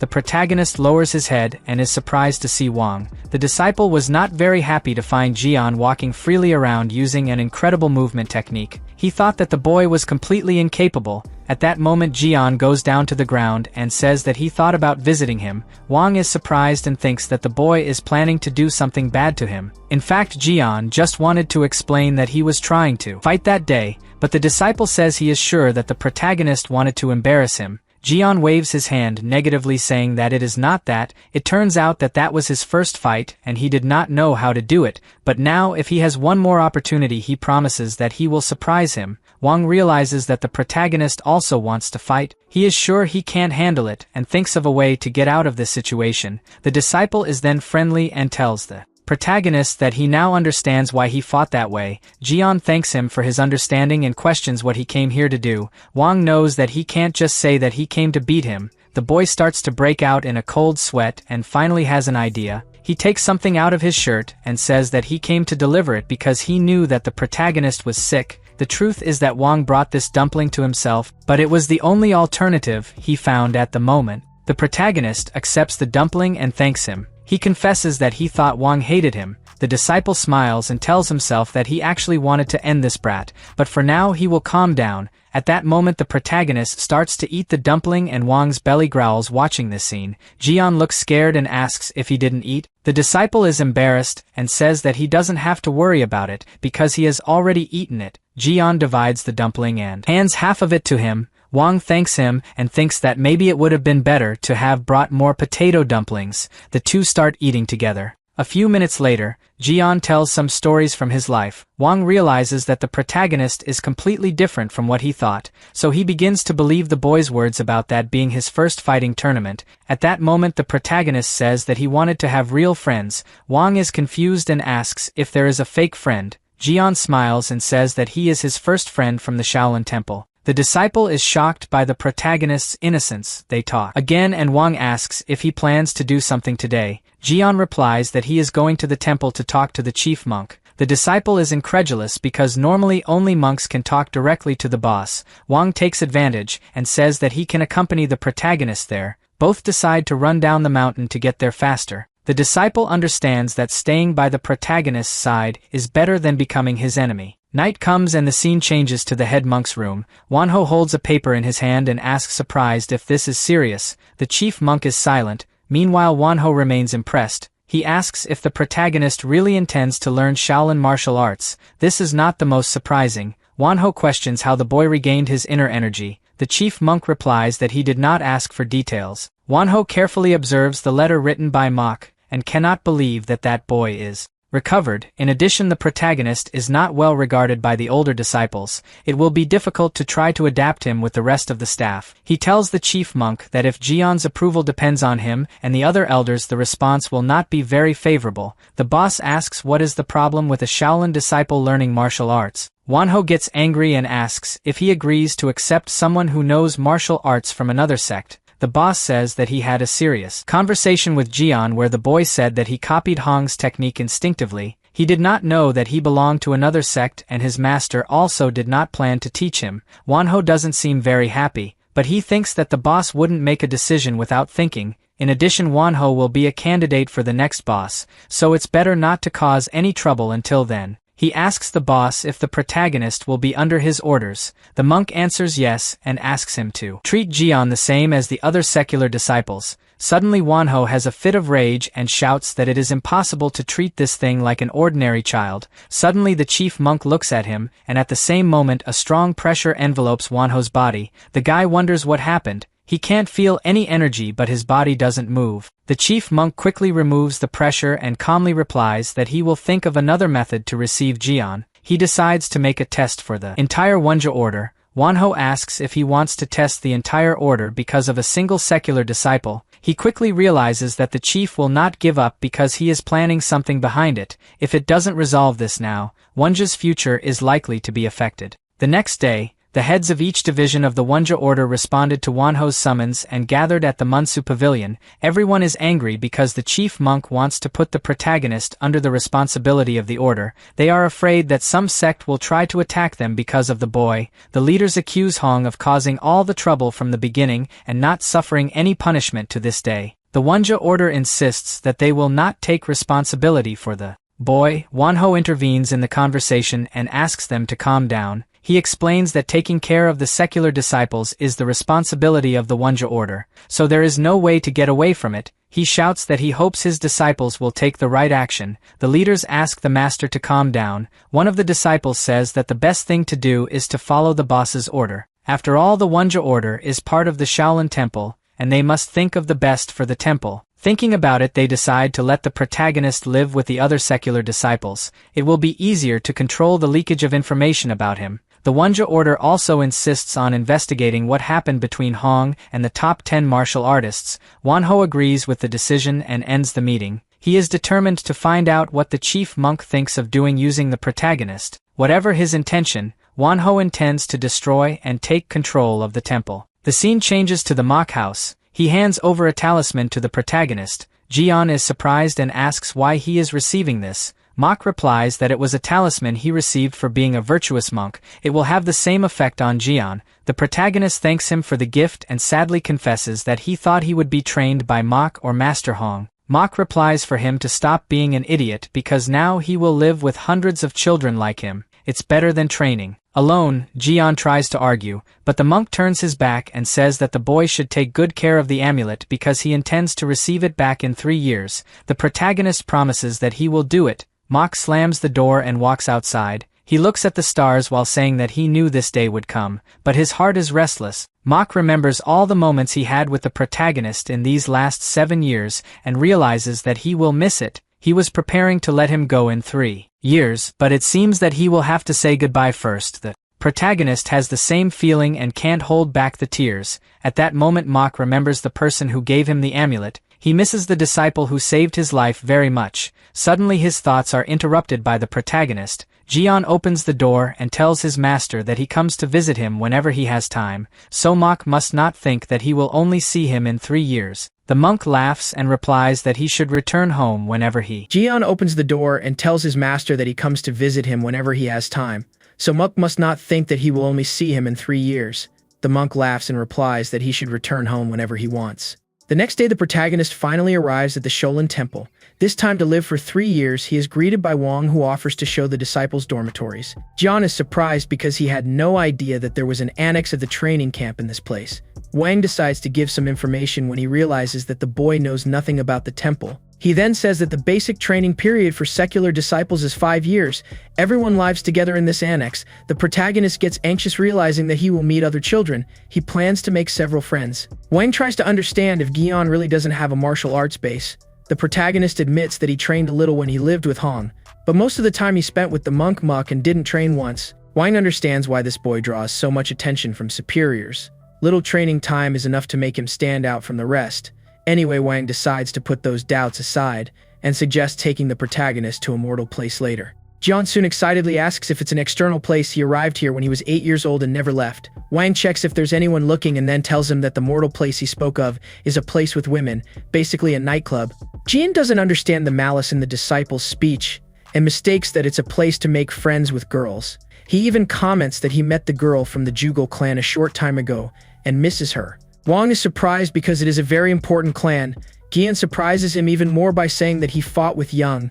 The disciple is determined to befriend the protagonist to meet important people too, so he invites him to visit his hometown. In Anlai province, for a moment Wang thinks he talked nonsense. He knows the protagonist's family and says that he has a rivalry between their family, so they will definitely not be friends. Jian is sad and says that he thought he had finally found a friend. Wang sees sincerity in the boy's lamentations, so he chooses to make friends in the same way and forget about the rivalry between his parents. The disciple extends his hand and asks if Jian agrees. The protagonist soon shakes his friend's hand and shouts that he agrees. While Jian hoped to have a sincere friendship, Wang just wanted to get closer to someone so influential because it would be the greatest opportunity of his life. The disciple decides to take him straight to the dorm, but it was the worst scene Jian could see. The students were not as careful with cleanliness as Monk Mok, in addition to the messy clothes scattered around the place. The room also had a strong and bad smell. Wang arranges some scattered clothes while explaining that it is usually not that dirty. Maybe the disciples got tired of yesterday's hard training and did not clean the place. Jian can't stand being in such a filthy place and decides to organize it with his own hands before lunch.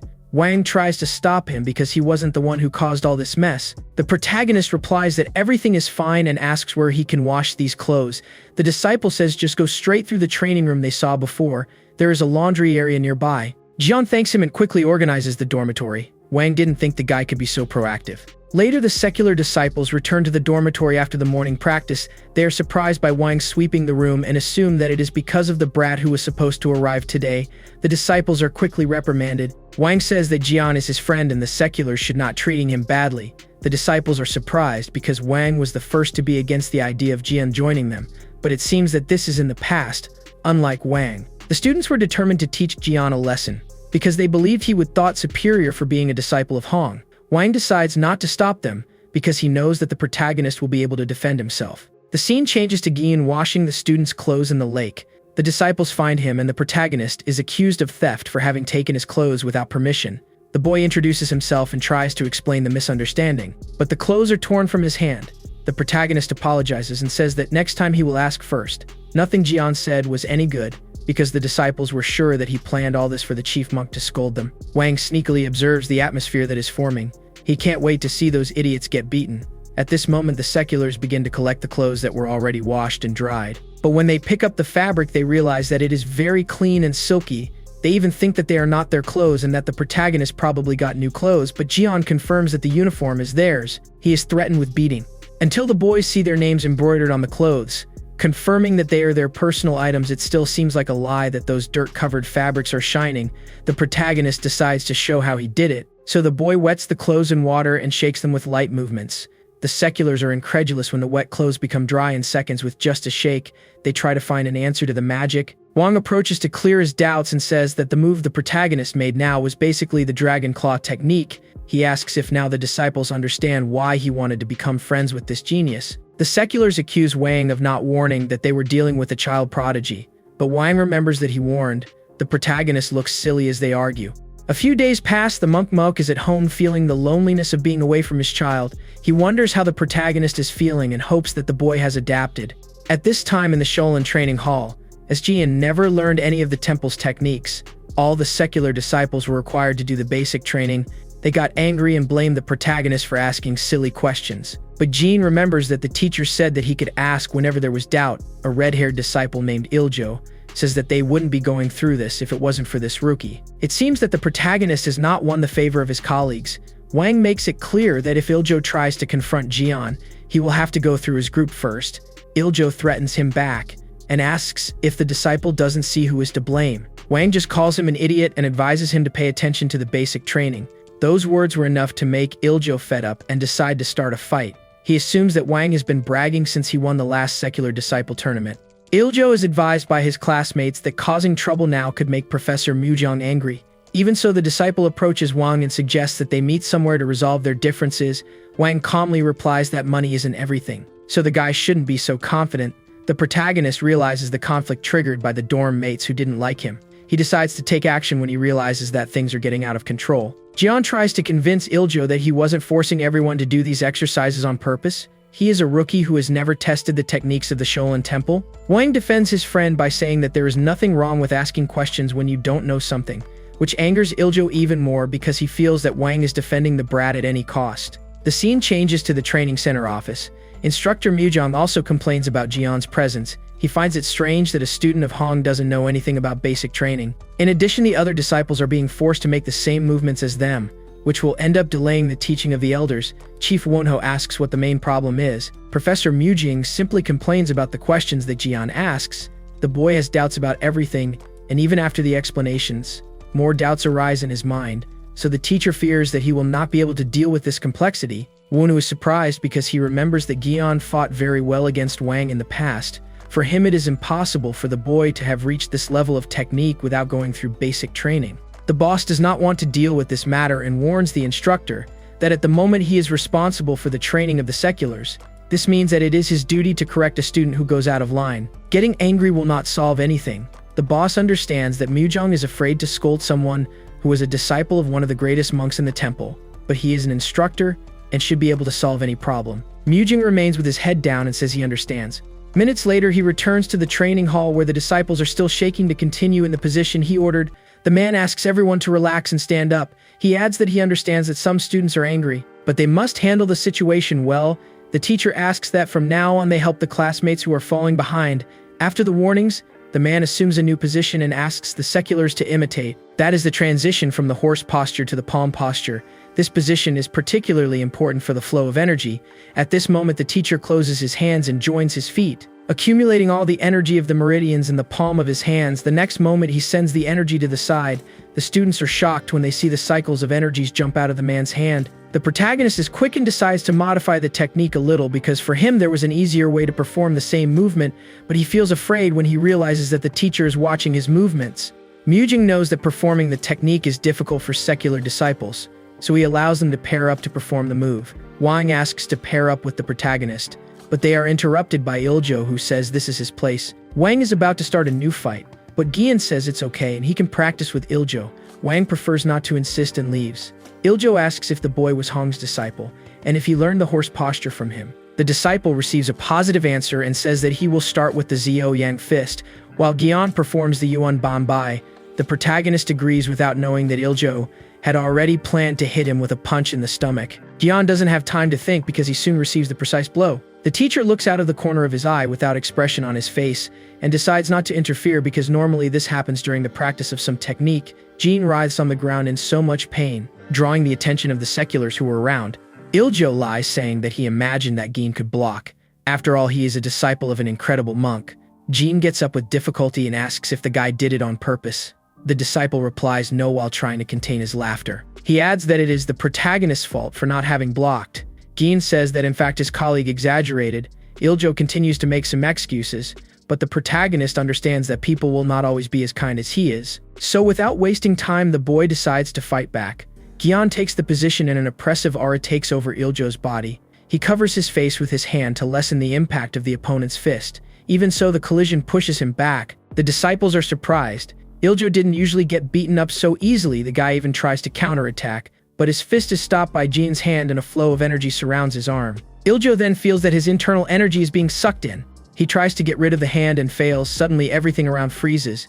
In the next moment, the protagonist lets go of the opponent's fist, and he flies backwards with a strong pressure. Jian simply sent one of the largest streams of energy capable of throwing the opponent several meters away. Even his teacher was incredulous because he performed the technique without proper posture and still succeeded. The protagonist looks at his hands with happiness. He felt that this technique was not as dangerous as the diamond fist, so there would be no need to worry about hurting anyone. Disciple Iljo finally finds the strength to get up from the ground, but this time he realizes that it is better not to face his opponent. The technique taught by the teacher is called the reverse step of the Yuan. As far as he knew, it took at least hundreds of repetitions for a disciple to perform the technique successfully. In addition, Mujong feels as if the protagonist has performed only a part of the reverse step of the Yuan. But it's not quite the same, because he modified the movements. At that moment, Iljo loses his head and builds up the courage to attack his opponent, but the teacher interferes in the action by standing in front of the conflict. Iljo knows he can't overtake. On the other hand, Mujong tries to understand why Jian performed another technique when he said to perform the reverse step of Yuan. The protagonist replies that the only thing that changed in Yuan's reverse step was the posture. His energy was moved through the meridians as he taught. The teacher tells him to stop lying. The protagonist keeps saying that he hasn't changed anything. So Mujong challenges him to hold his fist, since he knows the technique perfectly. The protagonist feels that in this place no one believes him. Anyway, he will have no other way out. So he accepts the challenge even though he is inexperienced. Both the disciples and the teacher think he is mocking the situation. After all, the protagonist accepted the challenge without showing concern. He tries to defend himself, but is not heard. Teacher Mujong pushes the ground with his feet and tells the boy to attack. Wang admires his friend for not being intimidated at all. As Jian didn't attack, the teacher decided to do it for himself, but his fist doesn't bump into anyone. The protagonist dodges without any problems. Mujong directed his fist to the place where the boy was. Jian realizes that the teacher has the same slight attacks as Wang, but it was still predictable. He then manages to stop the teacher's left hand And then the right hand. The disciples are frightened by the boy's insane movements. Iljo now realizes that he really couldn't handle him. Even the teacher is having difficulties. The conflict goes on for a while longer and the protagonist manages to block the master's attacks. Mujong is convinced that the boy lied. It is impossible to fight this way without at least having the basic knowledge. The teacher finally finds an opening and holds Gion's arm. The protagonist worries that if he continues like this, there is a chance that his arm will break. The teacher completely dominates him after kicking his foot back. Gion is knocked to the ground. Mujong remembers the last time the boy fought. That claw technique and that game of untouchable feet were insane. He decides to put an end to this story and lets go of Gion's arm. The next moment, the protagonist is punched in the belly and thrown backwards. The disciples didn't expect the teacher to go so far with a student. Iljo didn't hide the happiness he felt. Jian gets up lightly, touching the place where he was hit. He starts to get angry because no one recognizes his sincerity. Even the teacher thinks he's hiding that he knows the basic training. The protagonist doesn't have much time to understand everything that has happened so far because Mujong told him to try to block the next attack. Gion has no other choice but to dodge. One more punch can be fatal. He successfully dodges the various fists thrown in his direction. Mujong remains dissatisfied, and at that moment his fist causes an injury to Gion's face after a slight collision. It was enough for the protagonist's internal energy to be forced to act alone.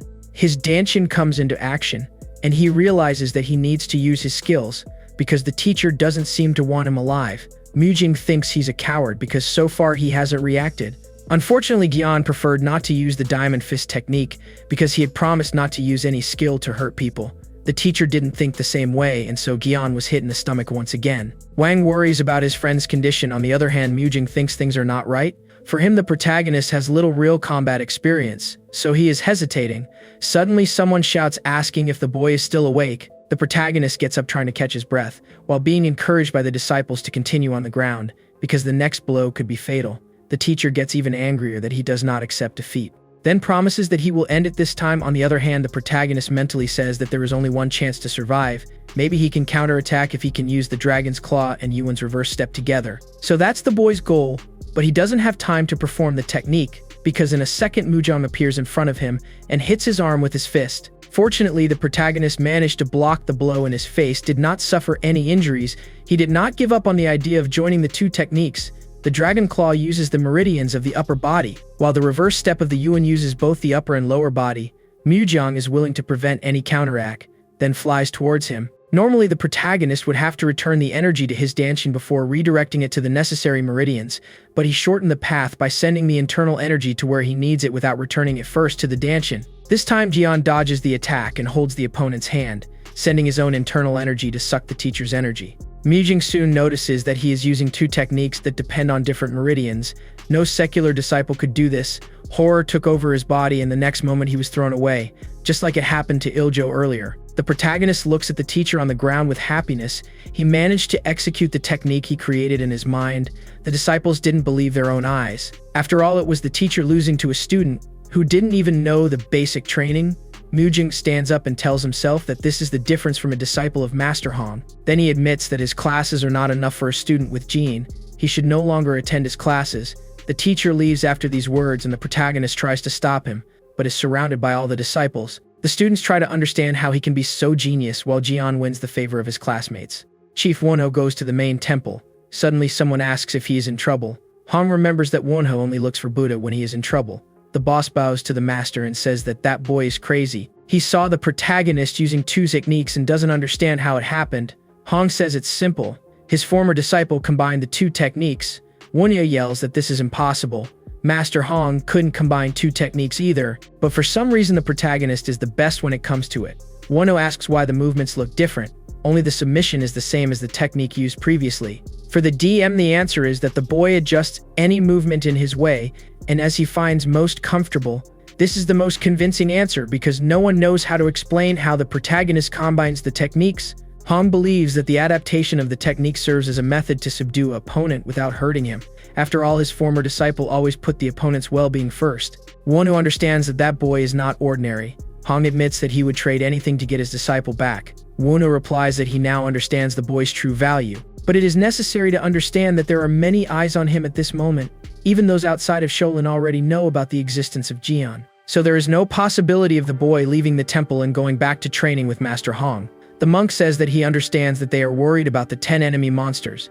The chief replies that this is not the biggest concern. Hong is surprised and asks what the problem is then. Wonu says that they had to close many of the temple branches scattered around Murim a few years ago because of the period of hardship. Now Shaolin has been reduced to less than half of its previous size. Currently, the attitudes of the people of Murim change as soon as they hear that Shaolin is involved. Everything got worse when rumors about the 10 generations begin to spread. All business is completely over. Nowadays, Shaolin no longer commands respect. Hong soon interrupts him and asks if Shaolin is planning to abandon Jian. Wonu was shocked to realize that the monk noticed that he was trying to destroy Jian's martial arts. The boss thought that no one knew because no one had mentioned it until now. At that moment, a murderous aura erupts through Hong's body and he says that Wonu can consider himself lucky. If something bad had happened to Jian, he would have made Wonu meet Buddha right away. Wonu can't move his body, so much the pressure he's feeling. Hong adds that he found out when he was curious about the abbot's interests. The chief asks, surprised, if the chief monk also knows his interests. Hong replies yes, but the chief monk did not take any action despite knowing, which made Hong angry. He decides to let Wonu go free and tells the chief to report if something happens. Wonu is left alone with his own thoughts, and he does not know what to do now that he has been discovered. There is no longer any way to hide a martial prodigy showing mysterious and unpredictable movements. Maybe Shaolin can't stand it. What the boss doesn't understand is why the other sects are targeting the boy. In the late afternoon, the scene changes to Sunzan Mountain. A messenger bird is freed by a mysterious man. Other birds follow him. Meanwhile, at the Shaolin temple, Iljo breaks his pride and apologizes to the protagonist. He extends his hand, waiting for Jian's touch. Wang yells that Iljo is a liar. The protagonist also thinks he is suspicious, since the boy laughed at all the times he was hit, and hoped until the end that there was something worse. Even so, the protagonist accepts the apology and says that it will be good for him to become friends. He also took the blame for the fight they had because he thought it went too far. Wang insults the disciple by calling him two-faced. The two start a fight, and the protagonist is a bystander. He is worried that today's incident will bring problems. The next day, an instructor named Mujin takes over the training center temporarily in Mujong's place. It turns out that the teacher went into seclusion after yesterday's incident. At that moment, Mujin asks if the student named Jian is present. The protagonist raises his hand. The instructor then announces that for now the boy is only allowed to observe the classes. It is an order from Wonho. He also asks the protagonist not to hold a grudge and reflect a little on himself. Iljo thinks this is not a big problem. After all, Jian is a disciple of a high-class monk, so their training is little for what the boy needs to learn. At this moment, the protagonist sits behind the instructor watching his colleagues. Mujin gives them the first position to do. Jian believes he is being penalized for asking silly questions. He hopes he will be out of the training for a short time. Meanwhile, the instructor encourages the disciples to give their all, because the external world is different from Shaolin. One of the students questions if there really are so many bandits and demonic cultists in Murim. He heard that bandits go around eliminating people randomly. The instructor replies that it is a lie. The authorities would arrest them immediately if this were true. In this case, the students see no reason to learn martial arts. Mujin laughs, saying that they need to defend themselves from poisoning or blows that they will not be able to see. Without martial arts, there is no way to perceive the invisible. The protagonist is open-mouthed listening to this. The instructor explains that having 70% luck in Murim is important, but possessing 30% skill to turn this luck into his own is equally crucial. So today he will teach this skill to the students. Originally, the usual curriculum was supposed to be followed, but the instructor decided to go out of schedule since it is a temporary teaching. In addition, he thinks that the techniques of hidden perception is more important. The disciples are not very excited because they have learned perception before, but Jian is anxious because he has never studied something like this. Mujin assures that the disciples will not be disappointed. What they have learned in the last 5 years was perception training without the use of internal energy. The additional perception techniques of Shaolin Temple are called bright perception, dark perception, false perception, explosive perception, among many others. Disciples are surprised by the quantity. Mujin adds that this study will help everyone to perceive the opponent's goal. Perception with internal energy helps to see in the dark, and also to perceive distant objects clearly. Currently, the eyes of students are not prepared to contain internal energy. So this will be today's training. He asks the disciples to circulate the energy through the liver meridian. The protagonist does not understand why the liver is important in this case, but he cannot ask. The disciples follow the instructor's orders. Mujin explains that the eyes are closely related to the liver. This is the reason for circulating the energy through the liver meridian to strengthen vision. Suddenly, the instructor's explanation is interrupted because he feels an energy on his back. The man notices that the protagonist is also practicing. Although Jian was not allowed, Mujin decides to let him practice. He even gives some more tips to improve the execution. The protagonist is the first to understand Mujin's technique. In a few seconds, he manages to unlock the perception, and the vision he has is much clearer. Jian feels that the whole world has become much brighter soon after his vision returns to normal. It turns out that he couldn't prevent his internal energy from dispersing and ended up losing perception. The protagonist has the feeling that to prevent this from happening, you just need not to lose focus. So he does the execute of the technique again. The other students also manage to reach a good level of perception, while the instructor helps those who can't see anything. The protagonist changes the technique a little and sends the internal energy straight to his eyes. It is thanks to this that he almost goes blind. Simply a strong white light takes over his eyes, and he feels a lot of pain. The protagonist puts his hand on his face, feeling that his head is going to explode. He can't keep his eyes open for long. When he finally manages to look straight ahead, a black dot appears in front of his eyes as if his vision has been destroyed. The instructor soon pays attention to him, but doesn't see anything unusual. Then Mujin mentally asks if this boy is Shaolin's future. That's what he heard in the meeting with Mujin and Wonho. The bosses seemed worried that they wouldn't be able to control Jian. Mujin thought they were exaggerating, but now decides that it's better to observe before judging. He continues the training throughout the day. A few days later, Wang finally finds the protagonist after so much searching. He wanted to take some doubts because he heard that Jian asked strange questions to the children. The boy defends himself by saying that he only asked if they had seen a black dot during training. Wang admits that he didn't see anything like it, but Jian assures that it was something abnormal. The black dot even moves like a person. Wang thinks it's a ghost, but he says it's better not to worry so much about it, and asks the protagonist to help him with his martial arts. Jian tries to refuse and is dragged. He sits on some rocks watching his friend's execution. Wang does the footwork and fist technique he showed during the last fight the two had. The protagonist admired the rapid movements of his feet and upper body at the same time, but he didn't know why Wang needed his help. So Jian asked him to repeat the execution to ensure that he didn't miss anything. At that moment, the protagonist successfully performs the perception technique. Now it has become easier to see his colleague's foot and punch movements. Even the smallest movements of shoulders and knees do not go unnoticed. Wang says that he needs his friend's help because he keeps locking at the end of the technique. Jian had already realized that when he takes the final steps, his movements become very rigid. The protagonist imagines that he can help if he teaches the movement that Master Hong taught, but he fears that this is a technique from another sect. Wang interrupts his thoughts and asks if there is something wrong. The protagonist knows that his friend really wants to improve the technique. He then warns that tense movements can improve if he relaxes his legs a little and uses his waist more. Wang thanks his friend, saying that he is the best. He warns that he will practice for now. Iljo watches the two stealthily. He comes out of the bush after Wang leaves to train and also asks the protagonist for help. He says that he is having problems with his fist Sohan. Jian is surprised to hear the boy asking for help with some special ability. He agrees to help if he can identify the mistake. Iljo begins the execution of his technique and is assisted by the protagonist. Sometime later, they fix the failure in the execution and Iljo says goodbye. Jian feels that he did not study nothing today because he had to help his friends. He should at least circulate internal energy now that he has time. At that moment, the protagonist moves away from the bushes and you can hear a rustle nearby. Someone says that this child is strange. The scene changes to a few days later in the martial arts training room. Iljo and Wang are in intense combat training. The redhead has not forgotten the provocations. The protagonist thinks this training is too hard. He thought it would be a friendly duel. At this moment, Jian uses the perception technique to ensure that nothing goes unnoticed from his eyes. The chief monk and the other monks attend the training. The abbot notices that the protagonist seems calm. Wono calls for the chief monk and asks what he thinks of the two children who are fighting. The abbot replies that they look better than before. Wonho trusts the abilities of his students. He believes that Wang will completely master the advances of the three principles if he is trained for another 2 years. Iljo is still at a disadvantage when compared to Wang, but he almost completed the fifth Soong. The abbot asks if he is confident. Wonho saw that Wang and Iljo have improved their techniques in the past few days, so he believes that they can evolve much more. Suddenly, Wang and Iljo start fighting after so many teasing. The protagonist doesn't believe that the boys have lost their minds again. Before he can mourn, that black dot appears and starts walking towards the exit of the training room. Jian wastes no time and follows the dark shadow. The monks don't realize because they are focused on combat. Wono asks Munji if he is sure that the technique Wang is using is the fist. The instructor confirms, but looking closer he realizes that the two students are using rigid movements mixed between their shapes.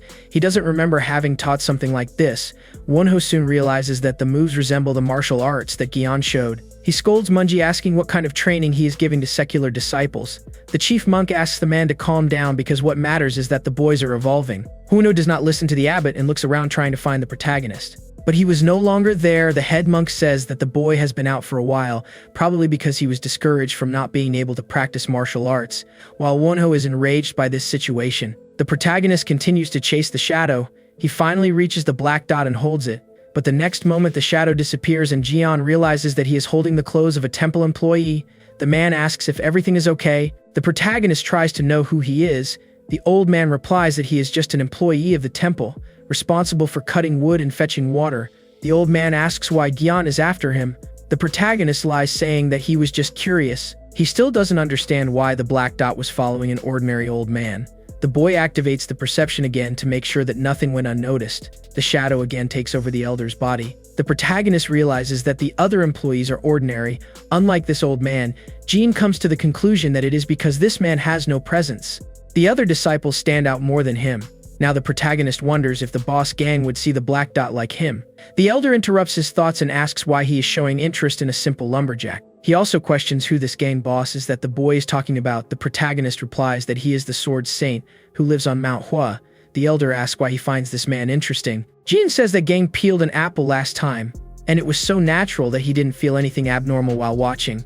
The most amazing thing is that the man peeled it with his bare hands.